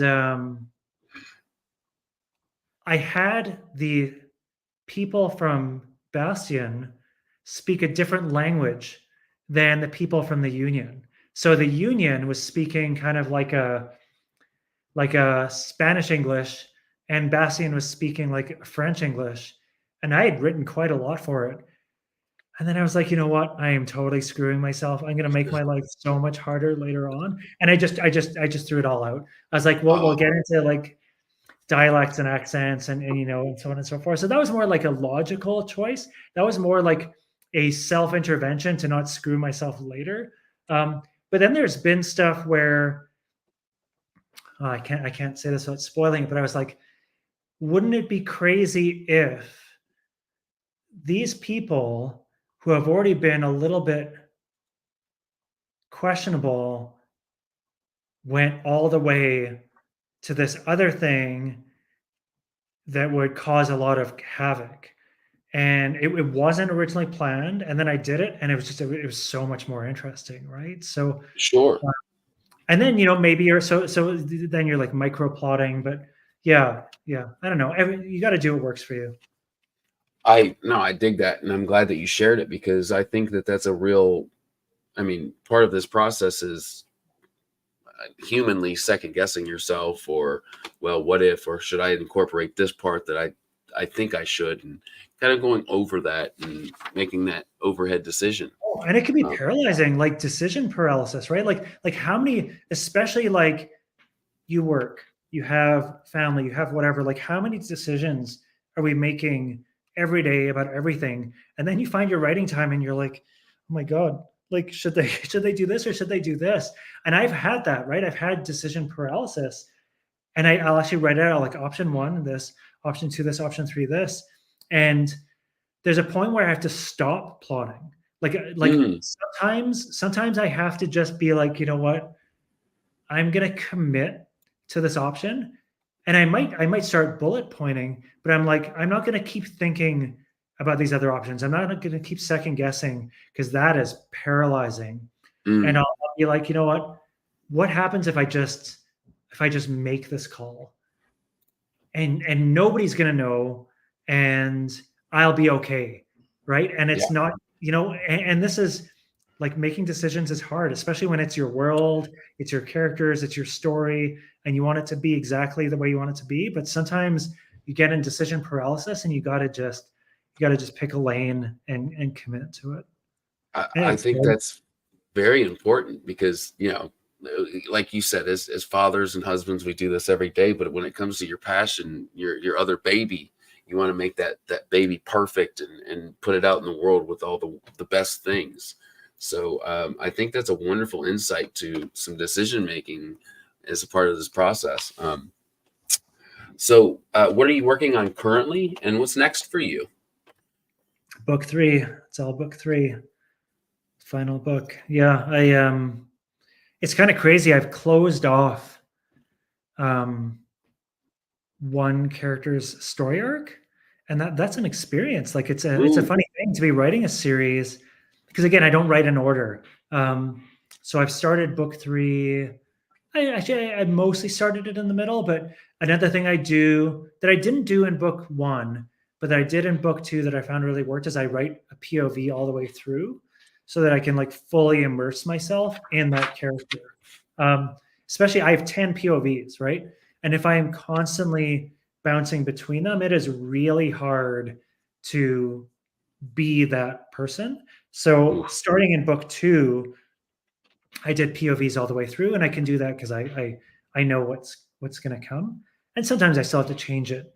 But in book three, I finished one of the POVs, and it was really hard because it was an emotional ending. Um, but yeah, so I'm working through that, and I'm hoping to take a bit of time off work in the spring that I can maybe do some like just deep, like all day writing sessions because it's there. I just need the time for it. But regardless, yeah, I'm hoping it can be out before the end of the year. I'm excited for you, man. By that time, I'll have read the first two books, and I would be absolutely honored to kind of do some beta reading for you, man. I would Yeah, absolutely be yeah, honored. yeah. And I Um, think I think it'd be awesome if you did like spoiler versions of your show for people because sometimes it's so cool to get into those things that like the author, like you know just those little Easter eggs that you never saw, or understanding like what their intent was, and then seeing it come together. Like it's pretty cool. so, because I've enjoyed this chat so much, and I can really relate to you in so many ways, like that first spoiler chat I do will be with you as long as you're cool with it. Sweet. Let's I'm do it, man. That'd be so fun. in. Um, so book three, dude, that's amazing. We got some ambition. I love to hear the ambitious side of an author because what's coming is what's next for you. I love that. I just hit my mic. Sorry. Um, so I always like to ask people, and I actually haven't asked this in a while. Who are a few people you recommend I chat with on the channel in the future? Hmm. And they can be anybody, editors, authors, Well, poets. I mean, there's no shortage of amazing authors you could chat with. Um, Something I think would be interesting, again, so another theme I didn't even talk about, like one of my other themes that's a big part in Dark Legacies and is like division that just exists in the world, right? And the the catastrophe of that, and the the human tendency to do that, right? To divide itself, Yeah. and that shows in some of the stuff that happens between the the post-apocalyptic civilizations. But seeing a lot of the dialogue on Twitter around like querying agents, Ooh. art, AI art, like all the peripheral people and topics and um, issues to writers, right? I think that'd be a really interesting thing. Like it would be really interesting to hear like an agent talk about what they think of like trad pub versus indie pub, and what they think of, you know, selling versus spreading the gospel, right? Yeah. Like selling versus helping propagate beauty into the world, right? Ooh, Um, yes. I think I'd really like to see, and it could be one on one, or it could be like um, it could be a panel. I think that would be really, I think that'd be really beneficial because you know you can't you can't hate somebody for something that they write on Twitter, right? You Yeah. have to, the have like look in a person's eyes, like talk to them as a human being, talk about something that's real, hear each other's viewpoints, come to some sort of consensus or um, concession, and see what comes of it, right? And I think that like it's just been such a poisonous um, dialogue. So I think I'd like to see more of that. I think I I'd like think to see. I think I'd like to see more um, crossover between the different parts of the machine. yeah, and so I've included an editor. I would like to have more editors, but an agent I haven't had on, and I think that's a wonderful point. Thank you for Yeah, bringing and it it up. might be hard, right? It's I think I mean people are people people are people, and agents are human beings, and writers are human beings, and I'm sure there is an agent somewhere that feels passionately about this and has an opinion. So I mean agents are constantly talking to um, new authors and authors who are currently indie authors who want to be traditionally published. It's not like they've never had this interaction before, right? Right. Um, I think that could be interesting, right? Um, Yes. and it could be interesting to have like God forbid, it could be interesting to have like some people talk about like art and AI art in person, you know, and just see what comes of that conversation. And I guess what I'm saying is anything right now that's just trash talk, that's what I'd like to see between human beings Let's hear in both sides. on camera, right? I Yeah, don't know. thank you for that, man. No, I love that because you know we make a statement, right? And maybe we don't do all of our research. So having all of those valid points involved on this pursuit of knowledge that I am on 100%. I want to know everything. I want to never stop learning. So thank you for sharing that, man. I don't think I've ever written as much as I've written. So I want to thank you for going into that. I want everybody here to know also, um, very soon, when I finish both of these books, I'm going to have my man Yuval back on the channel. We're going to do a spoiler chat because he will have the first spoiler chat on my channel. I have absolutely adored this conversation. That's I great. don't often get that. Yes, absolutely, man. And I don't often get this deep insight to not just your writing, but like what is part of that personal side. So, man, thank you so much. I just wanted to thank you for letting me borrow you for 2 hours and 10 minutes, dude. Yeah, it's This great. is officially the longest chat I've had on my channel. And there's people still like paying attention. That's awesome. Oh yeah, dude, 100%. Yes, because of you've given us wonderful, wonderful depth. Yes, El Yeah. Montague. We don't get this depth. Yes, 100% long form content. That's what I'm about.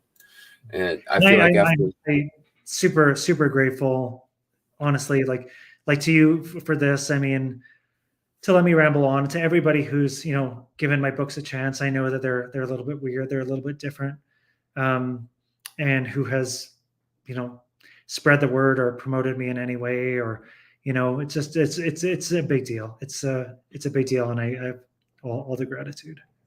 Do you have any plans, real quick? She likes to listen to audiobooks. Reading books isn't something she's able to do very often. So, I wish I could, man. I wish I could. I'm so like financially in the hole from these books. Like I put a lot of like I hire like professional editors, professional cover artists and stuff just because I want these things to be like long-term investments. They're my babies. And I would love to do audiobooks. And once the trilogy is done, I'm probably gonna do like a special edition, like omnibus, like that's all three yeah. together. And maybe then, like I can look into finding a narrator. I've considered doing it myself, but honestly, like that's an input. I'd have to like break the space-time continuum to have the time to do that, and it wouldn't be that good because I just wouldn't know what I was doing. So I hear you, and others have asked for it. Um, Mhm. I would love to do that.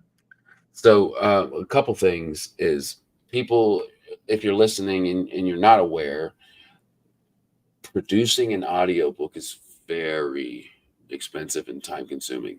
Mhm. And one of those ways to overcome that hurdle in the most recent modern years is a Kickstarter. So I think that with the right marketing, which you're doing, and interest in your book, which there is, a Kickstarter maybe in your future. I mean, that seems crazy to me. I can't imagine people contributing in that way to something I'm working on. I mean, that's really, I mean, that's yeah. I think you'd be It makes my surprised. head flutter a little bit, but I mean, I guess I can put the word out and see. But Something to yeah, ponder.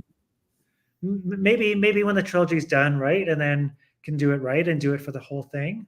Yeah, that would be amazing. That would be That's cool, man. I love that. I love that. So, and uh, yes, I love that. She's such a wonderful. She would totally donate. So, yeah, man, I think that this series is going in the right way, and talking to you even solidifies that even more. So, Yuval, I want to thank you once again for letting me borrow you, man, because it's been so much fun. I can't wait to have you back on. that was awesome, man. Thank you, and thanks to everybody else. I really appreciate it. All of you guys and gals over in the chats, thank you so much. You are the heart and soul of me coming on here and talking to these wonderful authors, and also the authors as well. It's like spreading the word about their wonderful work is so important. Of course, I always have to say the YouTube stuff. Like, share, and subscribe if you haven't. That always helps me and the authors I speak with, because this is a passion project. I love doing this. I love it, and I will. I don't see myself ever stopping. I just enjoy it so much. For you guys that watch in the future, thank you so much as well. This has been a blast. Tomorrow I am chatting with. Let's see, what's tomorrow? Monday. Tomorrow's Monday, right? Yeah, Towards tomorrow's me. Monday. Oh yes. So tomorrow I'm chatting with a gentleman, Joshua Shu. He wrote, which is really crazy, a book called A Hotel in Chillicothe. I hope I'm getting that right. But it's a very Saw-like book. So you've seen the movie Saw. It plays a lot like that. And I live in Chillicothe, Ohio, which is where he's speaking of. That's So it's terrifying. gonna be, yeah, it's gonna be fun. I can't wait to talk. He's had to reschedule with me, and I've had to reschedule with him a million times. So can't wait to talk with him. That'll be awesome. And then after that, I'm gonna be talking with Colin from Colin's Corner, the BookTube channel, on Tuesday. So looking forward to that. I will see you all there. 9 p.m. for both of those, or 8:30 tomorrow, 9 p.m. on Tuesday. Yuval, thank you so much, man. Awesome. All right. Ciao.